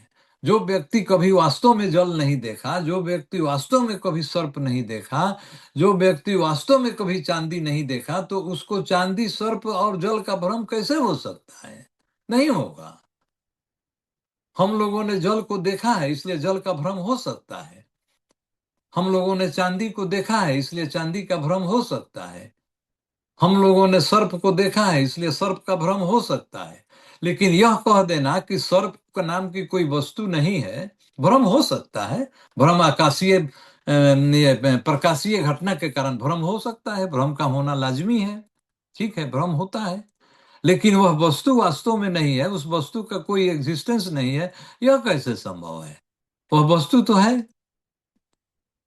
तो स्वामी जी ने अपनी तर्क युक्ति के आधार पर बताया उनको, पंडित ज्वाला प्रसाद मिश्र को, जो अद्वैतवादी विद्वान थे, कि जो प्रथम बार कभी रजत को नहीं देखा है। देखिए, स्वामी जी ने स्वरवेद में कहा कि जो प्रथम बार किस चांदी को नहीं देखा हो, प्रथम बार सर्प को नहीं देखा, पहले कभी देखा ही नहीं हो, और रस्सी को भी नहीं देखा हो, तो उसको भ्रांति नहीं होगा, उसको भ्रांति नहीं होगा। और इसी के लिए स्वामी जी का स्वरवेद में दोहा है कि सृष्टि में संशय और है, समझो बुद्ध सज्ञान, प्रथम रजत जो नहीं दिखा, भ्रम नसीब में आन। प्रथम रजत जो नहीं देखा, अरे जो पहली बार रजत को देखा ही नहीं, कभी पहली पहली बार भी नहीं देखा, उसको रजत में भ्रम कैसे आएगा? सीप में भ्रम, भ्रम हो सकता है, लेकिन यह नहीं भ्रम होगा कि रजत नहीं है। उन्होंने तो वस्तु के अस्तित्व पर ही प्रश्न चिन्ह लगा दिया। वस्तु का भ्रम प्रतीति में हो रहा, प्रतीति में भ्रम, प्रतीति में सत्य लग रहा है, क्योंकि प्रतीति में भ्रम है। और साथ साथ यह भी कहा कि उस वस्तु का कोई अस्तित्व ही नहीं है। तो इस तरह से भ्रम हो रहा है। तो वह स्वामी, और दूसरा दोहा है क्या, कि एक चांदी वह सत्य है, द्वितीय सीप भ्रम आन, असत्य जगत वह कौन है, जाहि भ्रांति यह मान। एक चांदी वह सत्य है, वही स्वामी जी ने कहा कि एक चांदी वह सत्य है, द्वितीय सीप भ्रम आन, असत्य जगत वह कौन है, जाहि भ्रांति यह मान। स्वामी जी ने स्वरवेद में लिखा, इसी को अपनी दुआ को और दूसरे, और एक देखिए तीसरी तरह से स्वामी जी ने सिद्ध किया कि अब आप ये बताइए, स्वामी जी के सिद्धांत, स्वामी जी अपनी सिद्धांत को रखते हैं, कहते हैं क्या, कि मैं कहता हूं कि जल सत्य है, मैं कहता हूं कि चांदी सत्य है, मैं कहता हूं कि सर्प सत्य है, क्योंकि मैंने तीनों वस्तुओं को देखा है। आप कह रहे हैं कि सत्य नहीं है, इसका मतलब कि आप तीनों वस्तुओं को आपने नहीं देखा। तो एक सत्य सृष्टि हो गई और एक असत्य सृष्टि हो गई। एक सत्य सृष्टि स्वामी जी के सिद्धांत के अनुसार हो गई, जिसमें सत्य वस्तुएं मालूम पड़ रही हैं, अनुभव हो रहा है सत्य वस्तुओं को, सत्य वस्तुएं दिखाई दे रही है कि उनका अस्तित्व है। आपके अनुसार यानी अद्वैतवाद के सिद्धांत के अनुसार आपको लग रहा है कि वह वस्तुएं नहीं है, आपको असत्य लग रहा है। इसका मतलब कि असत्य वस्तुओं के लिए एक असत्य संसार है, असत्य वस्तुओं के लिए एक असत्य संसार है, जिस संसार को आप कह रहे हैं कि असत्य है। संसार तीनों काल में सत्य नहीं है। तो अब ये बताइए कि ये दोनों विरोधाभासी हुआ कि नहीं? दो प्रकार की सृष्टि हुई कि नहीं? दो प्रकार की सृष्टि हो गई। तो अद्वैतवाद में ये परस्पर विरोधी विचार है, कंट्राडिक्टरी थॉट कहा जा सकता है, कंट्राडिक्टरी है, एक दूसरे को काट रहे हैं। तो प्रतीति को सत्य कहना और यह भी कहना कि भ्रम में प्रतीति सत्य है, यह कैसा मिथ्या ज्ञान है? प्रतीति में आपको सत्य लग रहा है और यह भी कह रहे हैं कि यह सत्य जो लग रहा है यह भ्रम में है, और यह कह रहे हैं कि यह वस्तु है भी नहीं, तो यह कैसा विचार है? इसका मतलब है कि जब वस्तु की प्रतीति भ्रम में सत्य है, तो वह सत्य जगत कौन है? स्वामी जी पूछते हैं कि जब आपको, हे पंडित जी महाराज, जब आपको वस्तु की प्रतीति भ्रम में सत्य लग रही है, तो वह सत्य जगत कौन है जिसकी भ्रांति इस वर्तमान असत्य जगत में हो रही है आपके अनुसार? यानी कि दो प्रकार की सृष्टि हो गई, एक सत्य सृष्टि हो गई और एक असत्य सृष्टि हो गई। और पूछा भी है कि सत्य जगत वह कौन है, जा ही भ्रांति यहमा, जो दोहा में हम लोगों ने पढ़ा कि वह सत्य जगत कौन है जिसकी इस असत्य जगत में भ्रांति हो रही है। तो इस तरह से उस दिव्य जीवन कथा नामक जो पुस्तक है, उसमें प्रथमाचार्य, जिसका उल्लेख प्रथमाचार्य श्री ने किया है, तो स्वामी जी ने पंडित जी महाराज से भी सत्संग वार्तालाप के दौरान यह पूछा कि अब आप बताइए। इशारा वार्तालाप होने के बाद स्वामी जी पंडित जी से पूछते हैं, बड़ा अच्छा से प्रथमाचार्य श्री ने दिव्य जीवन कथा में इसका वर्णन किया है, आप लोग पढ़ेंगे इसको। उन्होंने कहा कि अब आप बताइए कि यह संसार आपके अनुसार तीनों काल में सत्य नहीं है। पंडित जी महाराज ने कहा था ना कि यह संसार तीनों काल में सत्य नहीं है, तो उसी पर स्वामी जी उनसे पूछे कि अब आप बताइए कि यह तीनों काल में आपके अनुसार जो संसार सत्य नहीं है, परंतु भ्रम में इसकी प्रतीति सत्य है। यह भी बात उन्होंने कहा कि भ्रम में प्रतीति सत्य लग रही है। तो प्रथम वह कौन सा सत्य संसार देखा गया है, अर्थात वह कौन सत्य सृष्टि है जिसकी भ्रांति या आभास आपके द्वारा कथित इस वर्तमान असत्य संसार में हो रहा है? उनके अनुसार वस्तुएं असत्य है, तो असत्य वस्तु के लिए आप इसको इस तरह से सीधे समझिए कि असत्य वस्तुओं के लिए असत्य संसार और स्वामी जी के सत्य वस्तुओं के लिए सत्य संसार, इस तरह से दो संसार हो गया। और आप कहते हैं कि संसार का कोई अस्तित्व नहीं है। तो उसी प्रकार स्वामी जी कहते हैं, इसीलिए कहते हैं कि दो प्रकार की सृष्टि सिद्ध हो गई, एक सत्य सृष्टि और एक भ्रांति वाली सृष्टि, एक असत्य सृष्टि जिसमें भ्रांति है। संसार तो एक ही है, संसार तो दो है नहीं, ये हम आप सभी कोई जानते हैं। लेकिन अद्वैतवादी विद्वान क्या कहते हैं कि नहीं, यह संसार है ही नहीं, यह संसार असत्य है, संसार का कोई अस्तित्व नहीं है, तीनों काल में संसार सत्य नहीं है। तो स्वामी जी ने अपनी तर्क युक्ति के आधार पर उनके तर्क को भी स्वीकार करते हुए और अपने तर्क को रखते हुए स्वामी जी इस निष्कर्ष पर आते हैं और उनसे प्रश्न पूछते हैं कि अब आप बताइए कि दो प्रकार की सृष्टि सिद्ध हो गई ना, एक सत्य सृष्टि और दूसरी भ्रांति वाली सृष्टि, यानी एक रियल और एक वर्चुअल, दो प्रकार की सृष्टि सिद्ध हो गई। इसीलिए स्वामी जी ने स्वरवेद में दोहा में लिखा कि सृष्टि सिद्ध दो हो गई। देखिए कैसा स्वामी जी ने, स्वामी जी की पंक्ति को पकड़िए। स्वामी जी कहते हैं कि सृष्टि सिद्ध दो हो गई, एक नित्य एक भ्रांति। यानी एक नित्य सृष्टि, एक सत्य, नित्य मतलब सत्य, एक सत्य सृष्टि हो गई और एक भ्रांति वाली सृष्टि हो गई। यानी एक सृष्टि वैसी है जिसमें भ्रांति है, यानी वह असत्य है, और एक सृष्टि ऐसी है जिसमें सत्य, सत्यता का बोध हो रहा है। तो स्वामी जी अपने दोहे के माध्यम से कहते हैं कि सृष्टि सिद्ध दो हो गई, एक नित्य एक भ्रांति, ऐसे बालक ज्ञान ते कैसे होए जग भ्रांति। वे कहते हैं क्या कि इस तरह के ज्ञान रखने वाले जो जिज्ञासु हैं या जो भी विद्वान है, स्वामी जी ने उनको अध्यात्म का बालक कहा है। स्वामी जी ने उनको कहा कि वे अध्यात्म में बालक के समान है। और अपने दोहे में क्या कहा कि ऐसे बालक ज्ञान थे, ऐसे बालक के ज्ञान से, ऐसे बाल्य स्वरूप ज्ञान से कैसे होए जग शांति, कैसे संसार में शांति होगी, कैसे संसार में सत्य सिद्धांत का निरूपण कैसे होगा, कैसे किसी वस्तु की सत्यता को सिद्ध किया जाएगा, कैसे वस्तुएं सत्य लगेगी।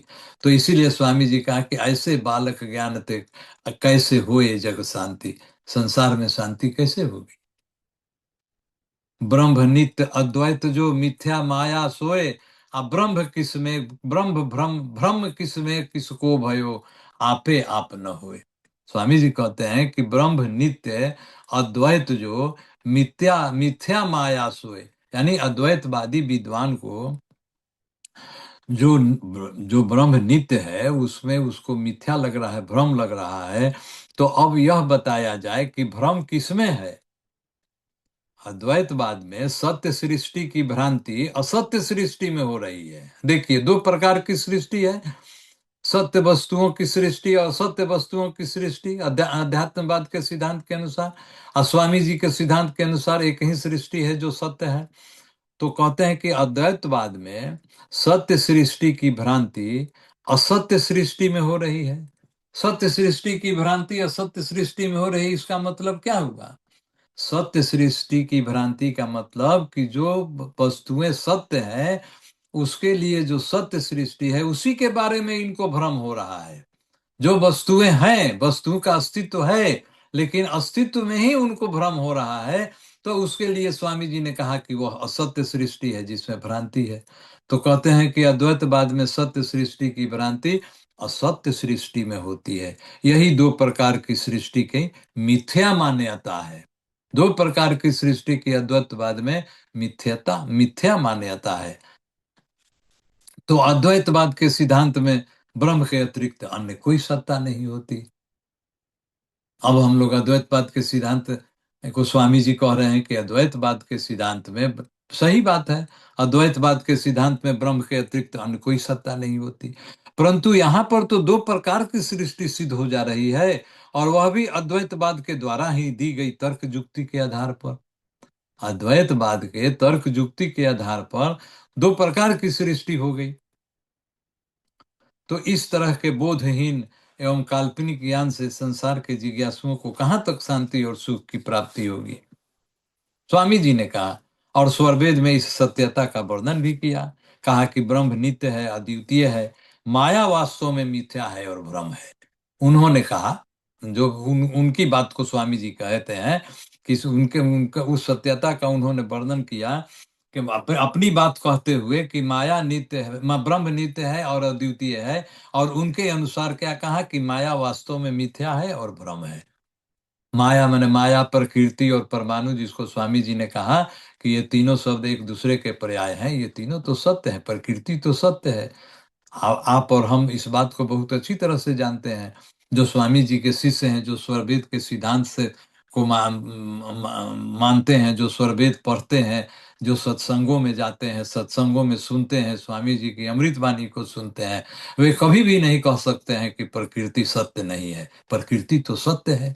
इसी प्रकृति से तो इस प्राकृतिक जगत का निर्माण हुआ है।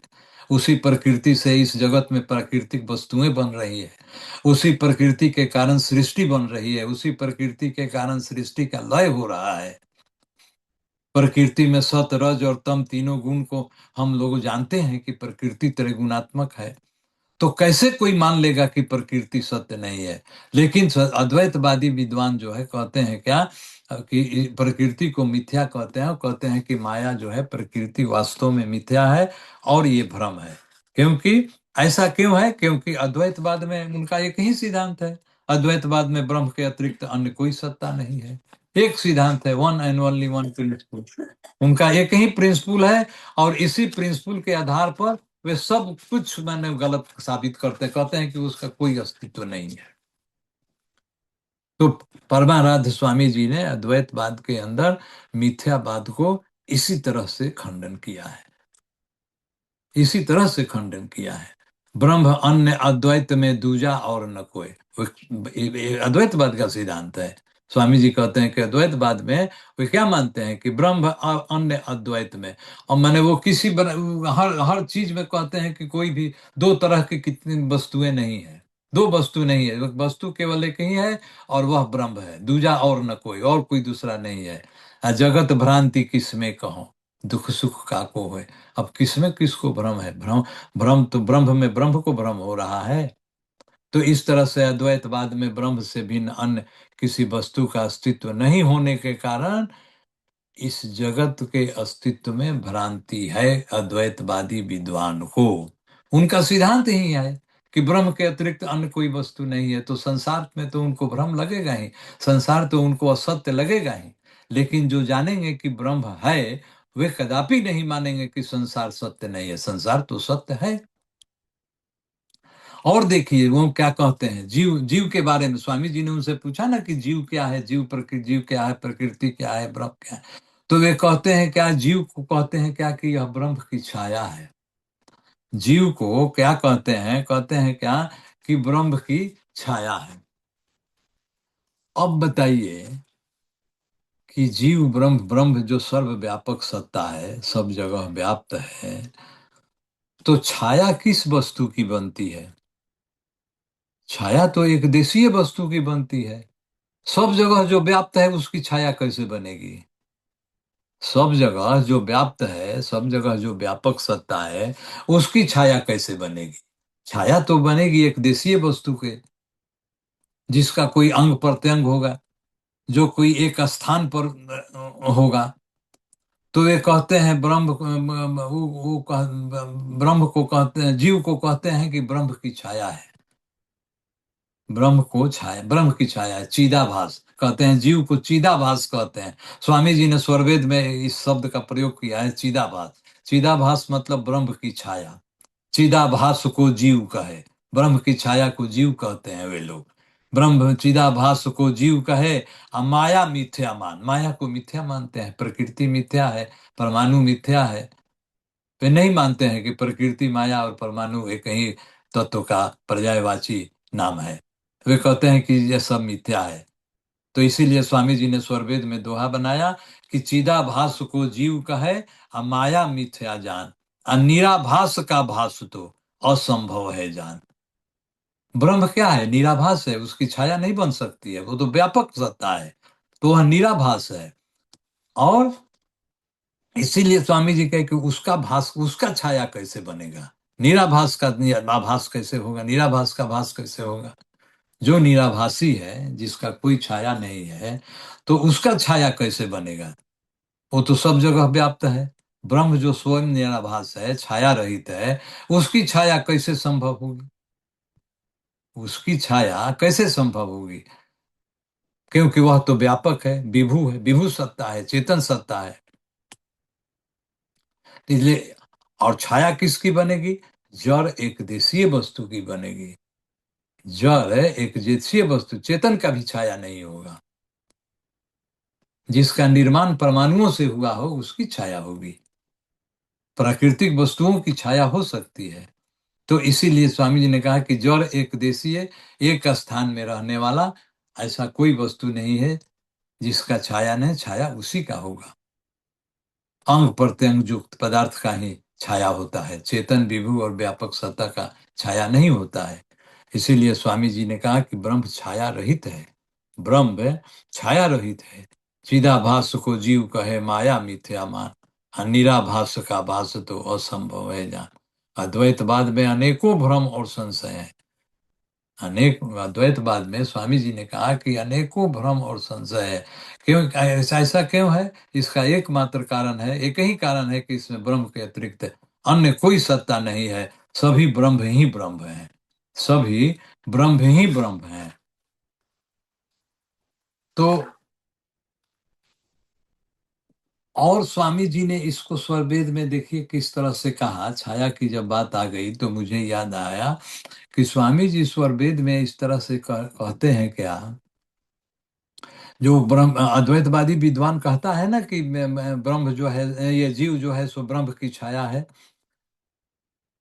तो वो कहते हैं क्या, स्वामी जी का एक दोहा है, बताते हैं, तन से छाया होत है, आ छाया से तन नाही। तन से छाया होत है, आ छाया से तन नाही। आ त्यों आत्म पव होत है, सो पव से चित नाही। ये स्वामी जी का दोहा है। आपको मैं कहा कि तन से छाया होत है, छाया से तन नाही। छाया की जब बात आई कि जीव ब्रह्म की छाया है, अद्वैतवादी विद्वानों का कहना है, तो स्वामी जी कहते हैं कि तन से छाया होत है, छाया से तन नहीं। अरे शरीर से छाया होता है, छाया से तो शरीर नहीं होता है। तेव आत्म पव होता है, आत्मा के जड़ कर्णों से संबंध द्वारा प्राकृतिक कर्म होते हैं, माया से चेतन कर्म नहीं होता है। माया से चेतन कर्म नहीं होता है। और भी कई उदाहरण स्वामी जी ने दिया है कि गाय जो है, वह गाय जो है असल दूध देती है, गाय की छाया से दूध कदापि नहीं मिलता है। गो छाया नहीं दुग्ध हो, तरु छाया फल नाही। वृक्ष के छाया से फल कभी भी नहीं मिलता है, वृक्ष से फल मिलता है। इस तरह से स्वामी जी ने स्वरवेद में कई अनेक उदाहरणों से मतलब सिद्ध किया है, अद्वैतवादी सिद्धांत को का खंडन किया है। और उस अद्वैतवादी विद्वान पंडित ज्वाला प्रसाद मिश्र से जो सत्संग वार्तालाप हुआ है, उसी का वर्णन प्रथमाचार्य श्री ने दिव्य जीवन कथा में लिखा है। तो और हम लोग जो जैसे मान लीजिए कि हम लोग अहम ब्रह्मास्मि का थोड़ा सा फिर से हम चर्चा पर आ गए उसी विषय पर, कि अहम ब्रह्मास्मि का जो अद्वैतवादी सिद्धांत में कहता है लोग कि मैं ही ब्रह्म हूँ, उसका सर्व सामान्य अर्थ लगाता है। सर्व सामान्य अर्थ, और सर्व सामान्य अर्थ क्या लगाता है, उच्च भाव में अर्थ नहीं लगाता है। इसका भाव बहुत ऊंचा है। दो चेतन सत्ताओं का एक दूसरे में विलय कदापि नहीं होता। जीव जो है वह चेतन पदार्थ है, उसके गुण और धर्म अपना अलग है, और ब्रह्म का गुण और धर्म अलग है। तो चेतन और नित्य होने से जीव और ब्रह्म को क्या कहा गया है, सखा कहा गया है। चेतन और ब्रह्म, आत्मा भी चेतन है, नित्य है, ब्रह्म भी चेतन है, नित्य है। तो इसीलिए जीव और ब्रह्म को सखा कहा गया है। सयुजा सखा सयुजा द्वा ये कहा गया है, वो है दो पक्षी एक वृक्ष पर करे निरंतर वास। स्वामी जी ने स्वरवेद में लिखा, दो पक्षी एक वृक्ष पर करे निरंतर वास, एक असन फल करत है, एक रह सदा उदास। फल भोगी बंधन परे, निर्भोगी सिरताज, आ सदा निरंतर खेलता महिमा तासु विवाद। द्वा सुपर्णा सयुजा सखाया, समानम वृक्षम परिसस्व जाते। ऐसा मैंने उपनिषद में कहा गया है। तो इस तरह से जो सत्य अर्थ जो है वह वेदों में मिलता है, स्वरवेद में मिलता है। यदि सत्य अर्थ किसी वह महावाक्य का सत्य अर्थ जानना हो तो उसके लिए हम लोगों का स्वरवेद है, और उस अद्वैतवादी सिद्धांत को जान लेना है। लेकिन अद्वैतवादी सिद्धांत में विश्वास नहीं करना है, क्योंकि वहां पर सत्य को असत्य कहा गया है। जब जीव ही सब कुछ है, या इसी को वे लोग ब्रह्म कहते हैं, जैसा कि अद्वैतवादी विद्वान लोग कहते हैं कि जीव सब कुछ है और जीव ही ब्रह्म है, यानी उनके अनुसार, तब वेद या उपनिषदों में सभी जीव में ऐसा होना चाहिए, ब्रह्म दिखाई पड़ना चाहिए। संत वाणियों में या संत मत में जो ब्रह्म का लक्षण कहा गया, तो उसके अनुसार सभी जीव में यह लक्षण होना चाहिए। उनके अद्वैतवादी सिद्धांत के अनुसार कहते हैं कि सब कुछ ब्रह्म है, तो जीव जीव में भी ब्रह्म का लक्षण होना चाहिए। परंतु ऐसा नहीं है, जीव में ब्रह्म का लक्षण नहीं है, गुण नहीं है। ब्रह्म में ब्रह्म का गुण है, जीव में जीव का गुण है। जीव में ब्रह्म का गुण नहीं हो सकता है, ब्रह्म में जीव का गुण नहीं हो सकता है। हाँ, ये दोनों एक दूसरे से जब मिलते हैं तो एक जैसा हो जाते हैं, यह बात अलग है। परे अग्नि प्रज्वलित में लोहा अग्नि स्वरूप। अपृथक रहे हो वे नहीं, तिमी जीव ब्रह्म स्वरूप। स्वामी जी ने स्वरवेद में लिखा कि हाँ, एक साथ जब मिल जाएंगे तो वह भी मिल जाएंगे, तो किस तरह से मिल जाएंगे? अद्वैतवादी विद्वान इस बात को नहीं मानते हैं। स्वामी जी का सिद्धांत कहता है, स्वरवेद का सिद्धांत कहता है, चाहे विशुद्ध अध्यात्म का सिद्धांत कहता है कि जब जीव और ब्रह्म एक दूसरे से मिलते हैं तो लौह अग्निवत तरीके से मिलते हैं। लौह अग्निवत तरीके से मिलते हैं। लोहा जिस तरह से लोहा अग्नि में समा जाता है, जिस तरह से लोहा अग्नि में अग्नि के संपर्क से लोहा के समान हो जाता है, तो उसी तरह से लौह अग्निवत रूप में जीव और ब्रह्म मिलते हैं। न कि अद्वैतवादी सिद्धांत के अनुसार कि मैं ब्रह्म हूं, अहम ब्रह्मास्मि। उस सिद्धांत के अनुसार जीव ब्रह्म नहीं है। जीव कदापि ब्रह्म नहीं हो सकता। तो अद्वैतवाद का सिद्धांत जो है वह साधन शून्य विचार है। साधन शून्य विचार है, मन कल्पित है, मन की बुद्धि के आधार पर है। मन है और बुद्धि के आधार पर है। जब किसी वस्तु का सत्य अर्थ मान लीजिए नहीं हो, जैसे नेति नेति कहा गया ना महावाक्य में, एक यह भी है नेति नेति, न इति न इति, यानी इसका अंत नहीं है, इसका अंत नहीं है। तो जब ऐसा मान लिए, जब कुछ प्राप्ति नहीं हुआ, तब तभी उन अद्वैतवाद का सिद्धांत कहता है नेति नेति। लेकिन वस्तु तो है, उसको प्राप्त जिस तरह से किया जाएगा तब ना उसकी प्राप्ति होगी। प्राप्त करने के अलग मतलब की सिद्धांत है, अलग तरीका है, अलग उसकी विधि है। ब्रह्म को प्राप्त करने की विधि है। चेतन भक्त का, आत्मा की चेतन भक्ति से चेतन ब्रह्म की प्राप्ति होती है। तो जब प्राप्ति जब नहीं होगी, जब किसी वस्तु की प्राप्ति नहीं होगी, आप या हम सोचें तो हम लोग क्या करेंगे? हम लोग वहां पर सपोज कर लेते हैं। जब कोई वस्तु प्राप्त नहीं होती है तो वहां पर सपोजिशन आ जाता है, हम लोग सपोज कर लेते हैं। तो जब सपोज कर लिए तो वहां पर मन कल्पित बात आ गया, माइंड में आपको कल्पना हो गया, आपने इमेजिन कर लिया। तो जब मन के द्वारा कल्पित कर लिए किसी बात के बारे में, किसी सत्य सिद्धांत के बारे में, जब उसकी प्राप्ति नहीं हुई, जब आपको सही, जब उसकी सत्य सिद्धांत का परिचय नहीं मिला, उसकी सत्यता की पुष्टि हम नहीं कर सके, या हमको प्रत्यक्ष उसका अनुभव नहीं हुआ, तो वहां पर क्या है? वहां पर एकमात्र तरीका है सपोजिशन, मन मान लेना। तो यानी वहीं पर मत हो गया। मत उसी को कहते हैं कि जब मन से आप किसी वस्तु को मान लीजिए तो वहां पर मत हो गया। मत हो गया तो संप्रदाय बन गया, बुद्धिवाद बन गया, बुद्धि मूलक ज्ञान हो गया। सबका कारण एक है कि केवल साधन शून्यता है। साधन शून्यता के कारण, और हमारा संत मत जो है साधन परक ज्ञान, संत मत जो है साधन परक ज्ञान है। इसमें साधन अभ्यास से, योगाभ्यास के द्वारा जीव और ईश्वर का प्रत्यक्ष साक्षात्कार होता है। साधन अभ्यास के द्वारा, योगाभ्यास के द्वारा जीव और ब्रह्म का सतगुरु की कृपा से जिज्ञासु साधक जो है वह अनुभव कर लेता है, प्रत्यक्ष साक्षात्कार कर लेता है कि जीव क्या है और ब्रह्म क्या है। जीव के अंदर जो जीवत्व शक्ति जो होती है उसका अनुभव कर लेता है। जीव के अंदर जो ज्ञान है, जो बाहर से प्रकट होते हैं, उसको अनुभव के धरातल पर वह अनुभव कर लेता है। जीवात्मा का ज्ञान, अंधकार, ब्रह्म, ब्रह्म प्रभा, ये सब चेतन शक्ति के प्रकट होने पर ही होता है।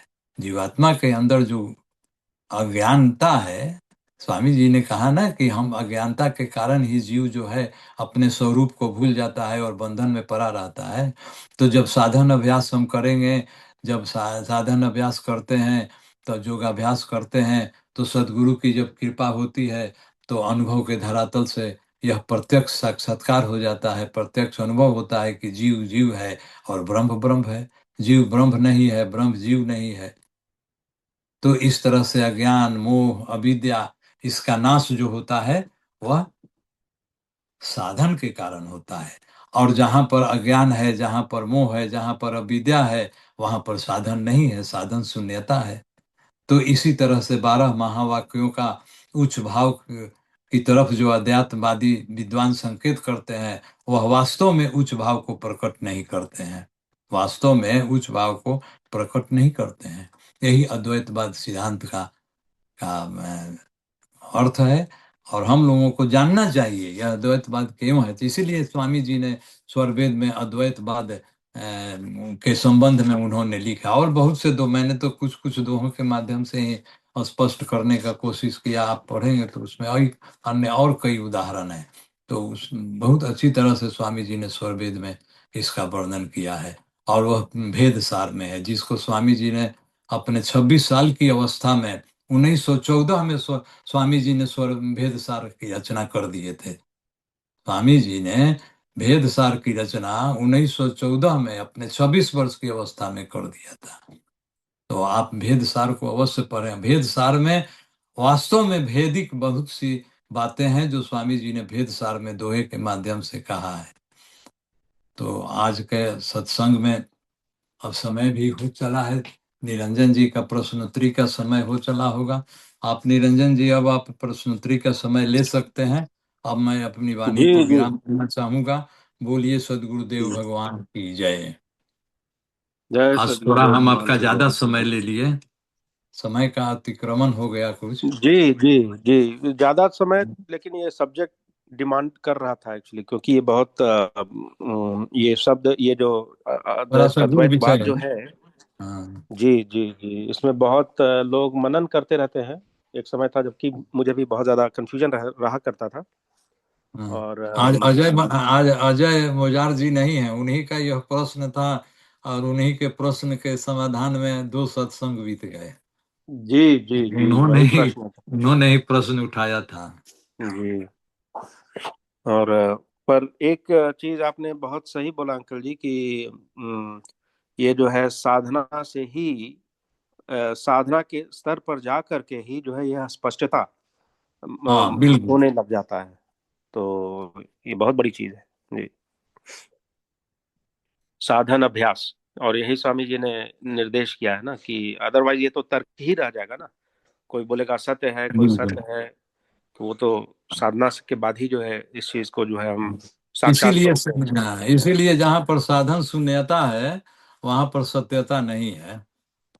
जी जी जी जी जी। तो यहाँ पर जब साधन की जब बात कर रहे हैं तो उसमें थोड़ा स्पष्ट कीजिए कि कौन सा साधन की बात की जा रही है, सेवा सत्संग साधना कि सिर्फ साधना।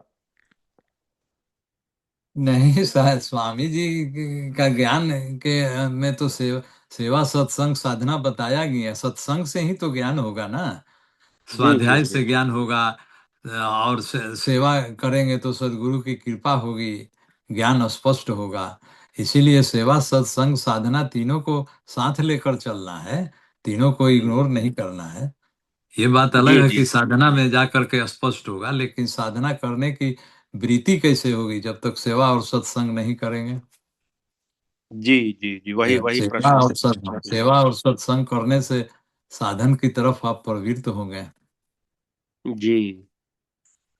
और इसी में एक्चुअली मैं एक सत्संग सुन रहा था अंकल जी, हो सकता है इसमें आप थोड़ा और इसमें आप रंग डाल पाएंगे कि जैसे प्रश्न था कि भाई मैं इतना दोहा पढ़ रहा हूँ, पर मेरी जो समझ जो है उसमें वृद्धि नहीं हो रही है। मैं पूरा दोहा पढ़ रहा हूँ पर आगे नहीं बढ़ पा रहा हूँ। तो वहीं पर जो महापुरुष का जो उसका जो उत्तर था कि देखिए, ये जो है 3 प्रकार से इसको समझने का प्रयास किया जा सकता है। दोहा जो है उसमें बहुत सारे रहस्य छुपे होते हैं। तो इसमें 4 प्रकार का होता है। एक तो है वाच्यार्थ, उसका हो गया जो कि पढ़ लिया, जो आप कर रहे हैं प्रारंभिक पढ़ाई, पढ़ना या जपना या जो भी है उच्चारण कर करके, वो प्रारंभिक हो गया, वाच्यार्थ। उसके बाद जो है शब्दार्थ, कि अब उसका जो है शब्दार्थ हमने पढ़ा, जैसे स्वरवेद में भी शब्दार्थ लिखा हुआ है, कुछ कुछ चीज समझ में आता है उससे, पर फिर भी बहुत सारी चीजें जो है नहीं समझ में आएंगे। और उसके भी ऊपर जो है रहस्यार्थ, अब जो है उसके अंदर का रहस्य को समझना समझना हम शुरू कर रहे हैं। और जो फाइनल जो स्टेज जो है वो है डुबकी लगा देना बेसिकली, जिसमें कि भाव का जो अर्थ जो है भावार्थ, तो वो जो है समझना। वो जब हमारे अंदर में भाव शरीर की प्रकट होगी, हमारे अंदर में जब वह स्थिति आ जाएगी, तब वो भावार्थ जो है जब हमारे अंदर जब सीपने लगेगी, तो वही दोहा को जिस प्रकार से हम समझेंगे, अब जो है हमारे सारे रोए खड़े हो जाएंगे, हो सकता है हमारी आंखों से आंसू बहने लगेंगे, क्योंकि अब जो है वो अलग प्रकार से उसको समझा जा रहा है। तो इसके ऊपर यदि थोड़ा आप बताएं कि इसमें क्या ये नहीं, ऐसा स्वरवेद है के ना, साथ भी ऐसा ही है सर? जी। ऐसा है कि देखिए स्वामी जी ने स्वरवेद में बड़ा अच्छा बने हम लोगों के लिए बात उन्होंने लिखा है कि सेवा सदगुरु हरि भजन और उस सत्संग भी। मैं आप जो बात पूछे मैं उसी बात से प्रारंभ करूंगा आपका उत्तर देने के लिए।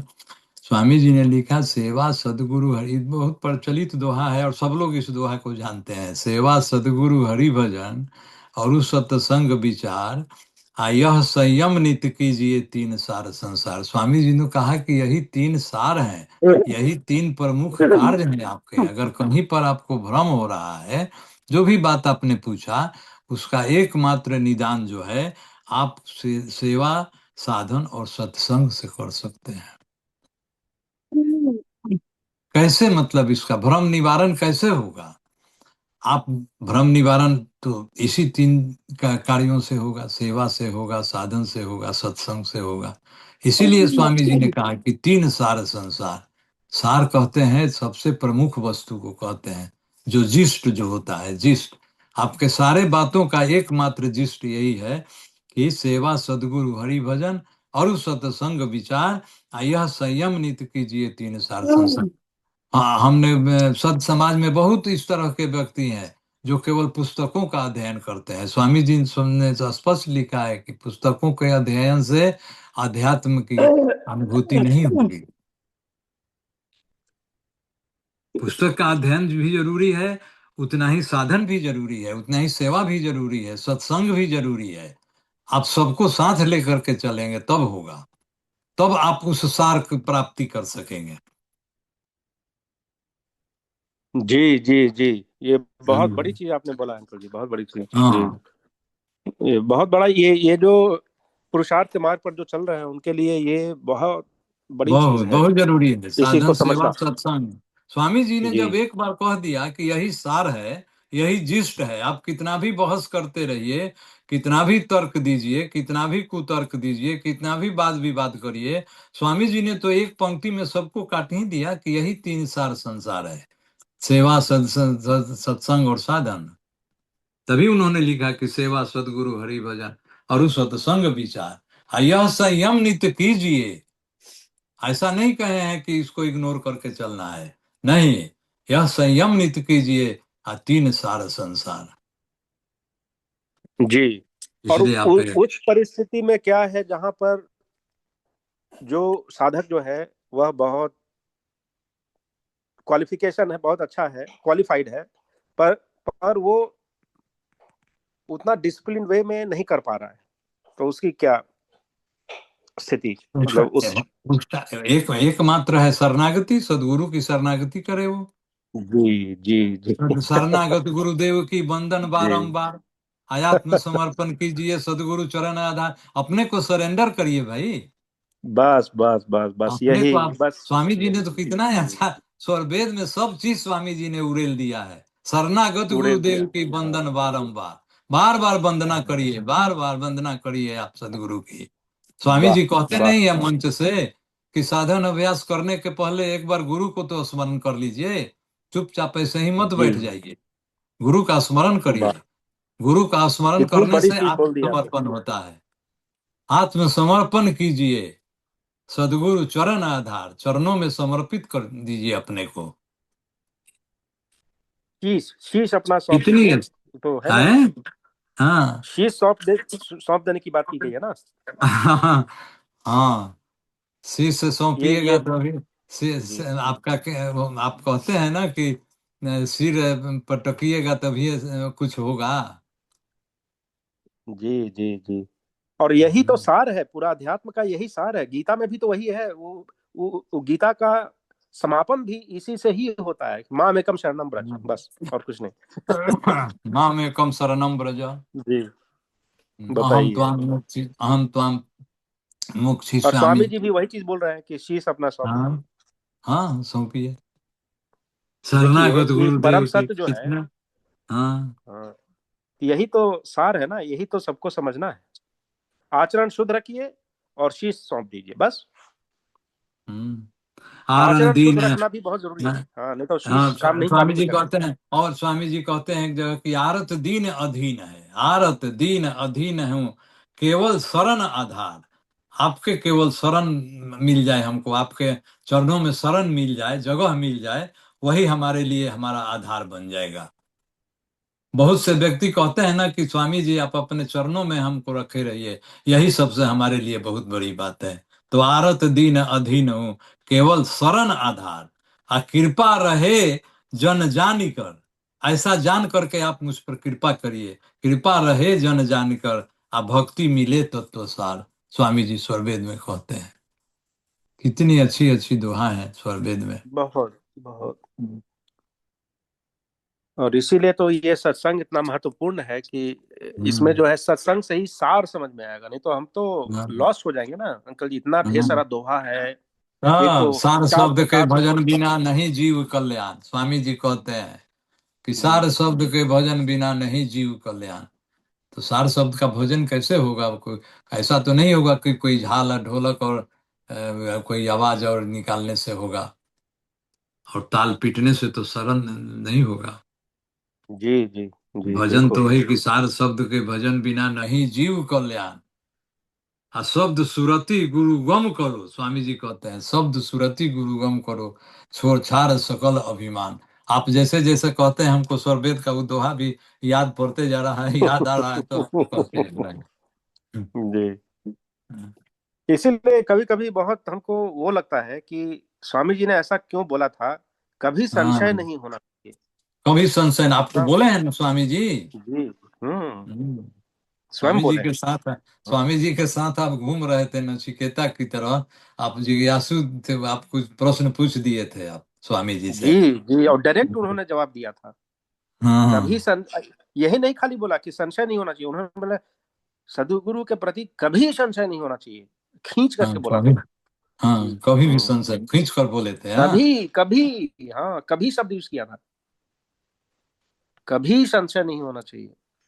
हम्म। तो इससे बड़ा वही है। मतलब और क्या हो सकता है, हम्म। सार क्या हो सकता है। और किन्हीं के पास कोई प्रश्न हो तो कर सकते हैं, अभी है कुछ समय है हम लोग के पास। ये तो बहुत अच्छी बात है कि हम लोग को इतना बड़ा सौभाग्य प्राप्त है कि सत्संग इतना आसानी से दे दिया गया है, जो कि अ, अंकल जी जैसे भक्त बोल सकते हैं हम, जिनसे हम सुन सकते हैं।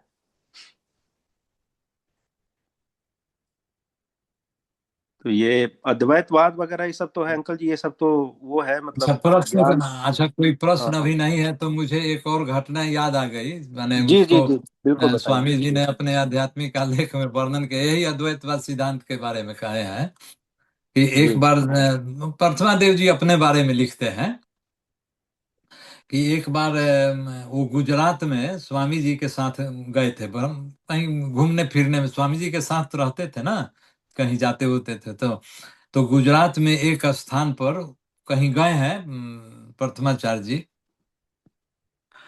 तो वहां पर स्वामी जी को एक वेदांती मिला था। तो उसका भी इसी तरह से उन्होंने उसका शंका समाधान किया है। और एक बार स्वामी जी प्रथमा देव जी लिख रहे हैं क्या कि एक बार वो गए थे वो कौन जगह है जहाँ कलकत्ता के पास नदी पार करके जाते हैं लोग, गंगा पार कर, गंगा सागर। गुगली, अच्छा अच्छा, गंगा सागर, गंगा सागर। तो गंगा अच्छा सागर में एक बार गए स्वामी जी। स्वामी जी तो भ्रमण करते रहते थे ना, जहाँ कहीं मेला लगा हुआ हो, कहीं विद्वानों का जमावड़ा हो, साधु महात्मा लोग हो, तो वहां पर स्वामी जी बराबर आया जाया करते थे। तो एक बार स्वामी जी गए वही एक सुंदर वन है वहाँ गंगा सागर के, लोग कहते हैं, हम तो कभी जी गए जी नहीं जी, है, या हाँ जो गए सुंदरबन, होंगे हाँ। वो जानते होंगे। तो गंगा सागर गए स्वामी जी वहाँ। तो वहाँ सुंदर वन था, तो एक जगह स्वामी जी कुछ दिन के लिए विश्राम के लिए मैंने रुक गए, विश्राम करने लगे। तो वहाँ कुछ एक शिव उनको मिले हैं, इसी तरह से अद्वैतवादी कोई साधु मिले थे, वो बराबर अवधूत वृत्ति में रहते थे।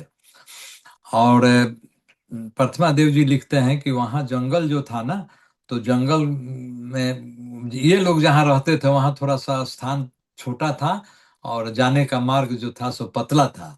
और नाव पार करके, माने एक नदी थी, नाव पार करके उस पार जाते थे, वहां पर खुला मैदान था। तो खुला मैदान में ये प्रतिमा देव जी लिखते हैं कि वहां हम लोग इसलिए जाते थे कि नित्य क्रिया से निवृत्त होते थे, और वहां पर शुद्ध वायु मिलता था, वहां इसलिए लोग जाते थे सुबह में। तो वह भी अवधूत वृत्ति में रहने वाले जो साधु जो थे, वह एक बार गए हैं स्वामी जी के साथ। तो जब नाव पर चढ़ने की बात हुई, तो नाव पर चढ़कर पार करना था।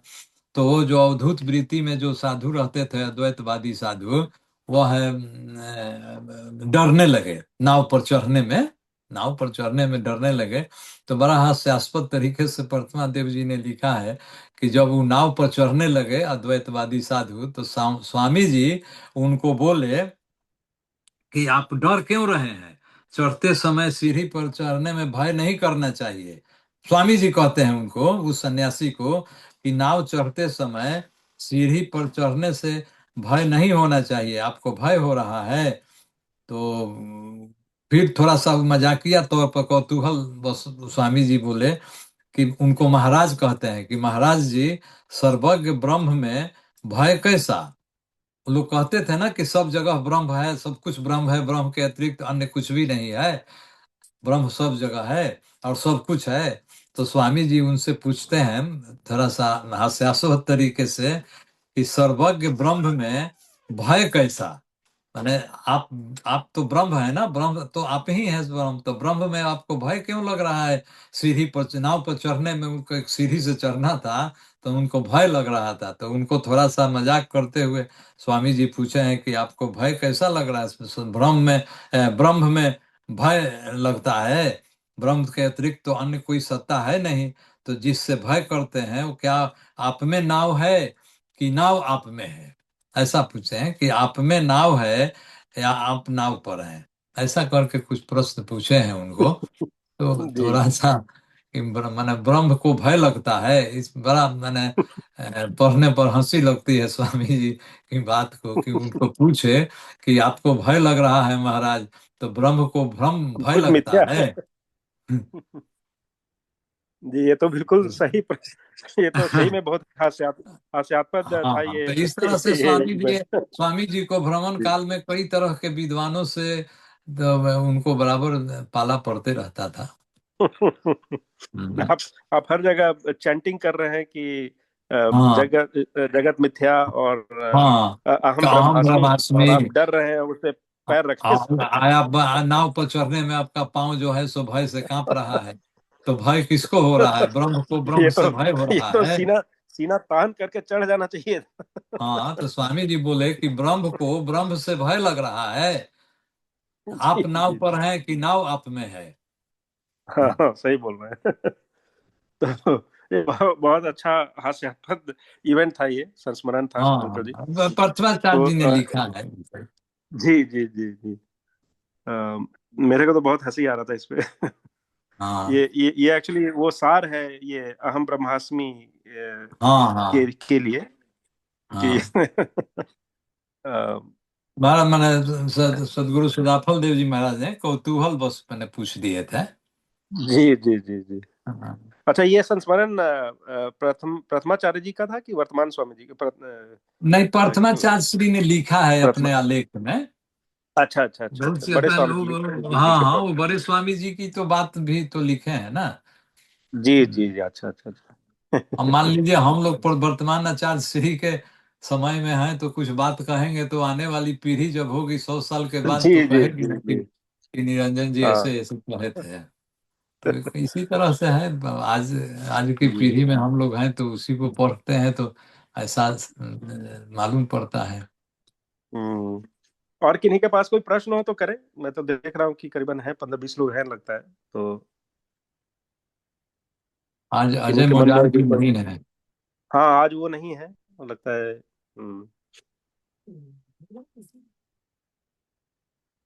और भी काफी लोग हैं, किन्हीं के मन में यदि कोई प्रश्न हो तो आगे आ सकते हैं। हालांकि आज का जो विषय था वो बहुत वो था कि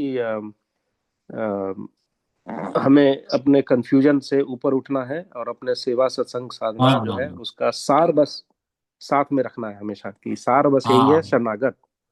हम्म। हाँ। चाहे जैसे हो, मन से, हम्म। वचन से, कर्म से, हर वही उसी की बात की जा रही है बेसिकली। जी। तो लगता है कि अंकल जी अब और किन्हीं के पास कोई प्रश्न नहीं है, जैसा मुझे लग रहा है। तो और समय जो है हो चुका है, तो अगर आपका निवेदन हो तो हम लोग आगे बढ़ा सकते हैं और शांति पाठ के लिए। 10 बजने वाला है। जी जी जी। तो यदि किन्हीं को गुरु भाई या गुरु बहन जो शांति पाठ करना चाहे वो कर सकते हैं। जी, हम कर लेते हैं शांति का। हाँ ठीक। जय सद्गुरुदेव आप सभी को। अंकल जी आपको मेरी ओर से बहुत बहुत सादर प्रणाम। जय सद्गुरुदेव।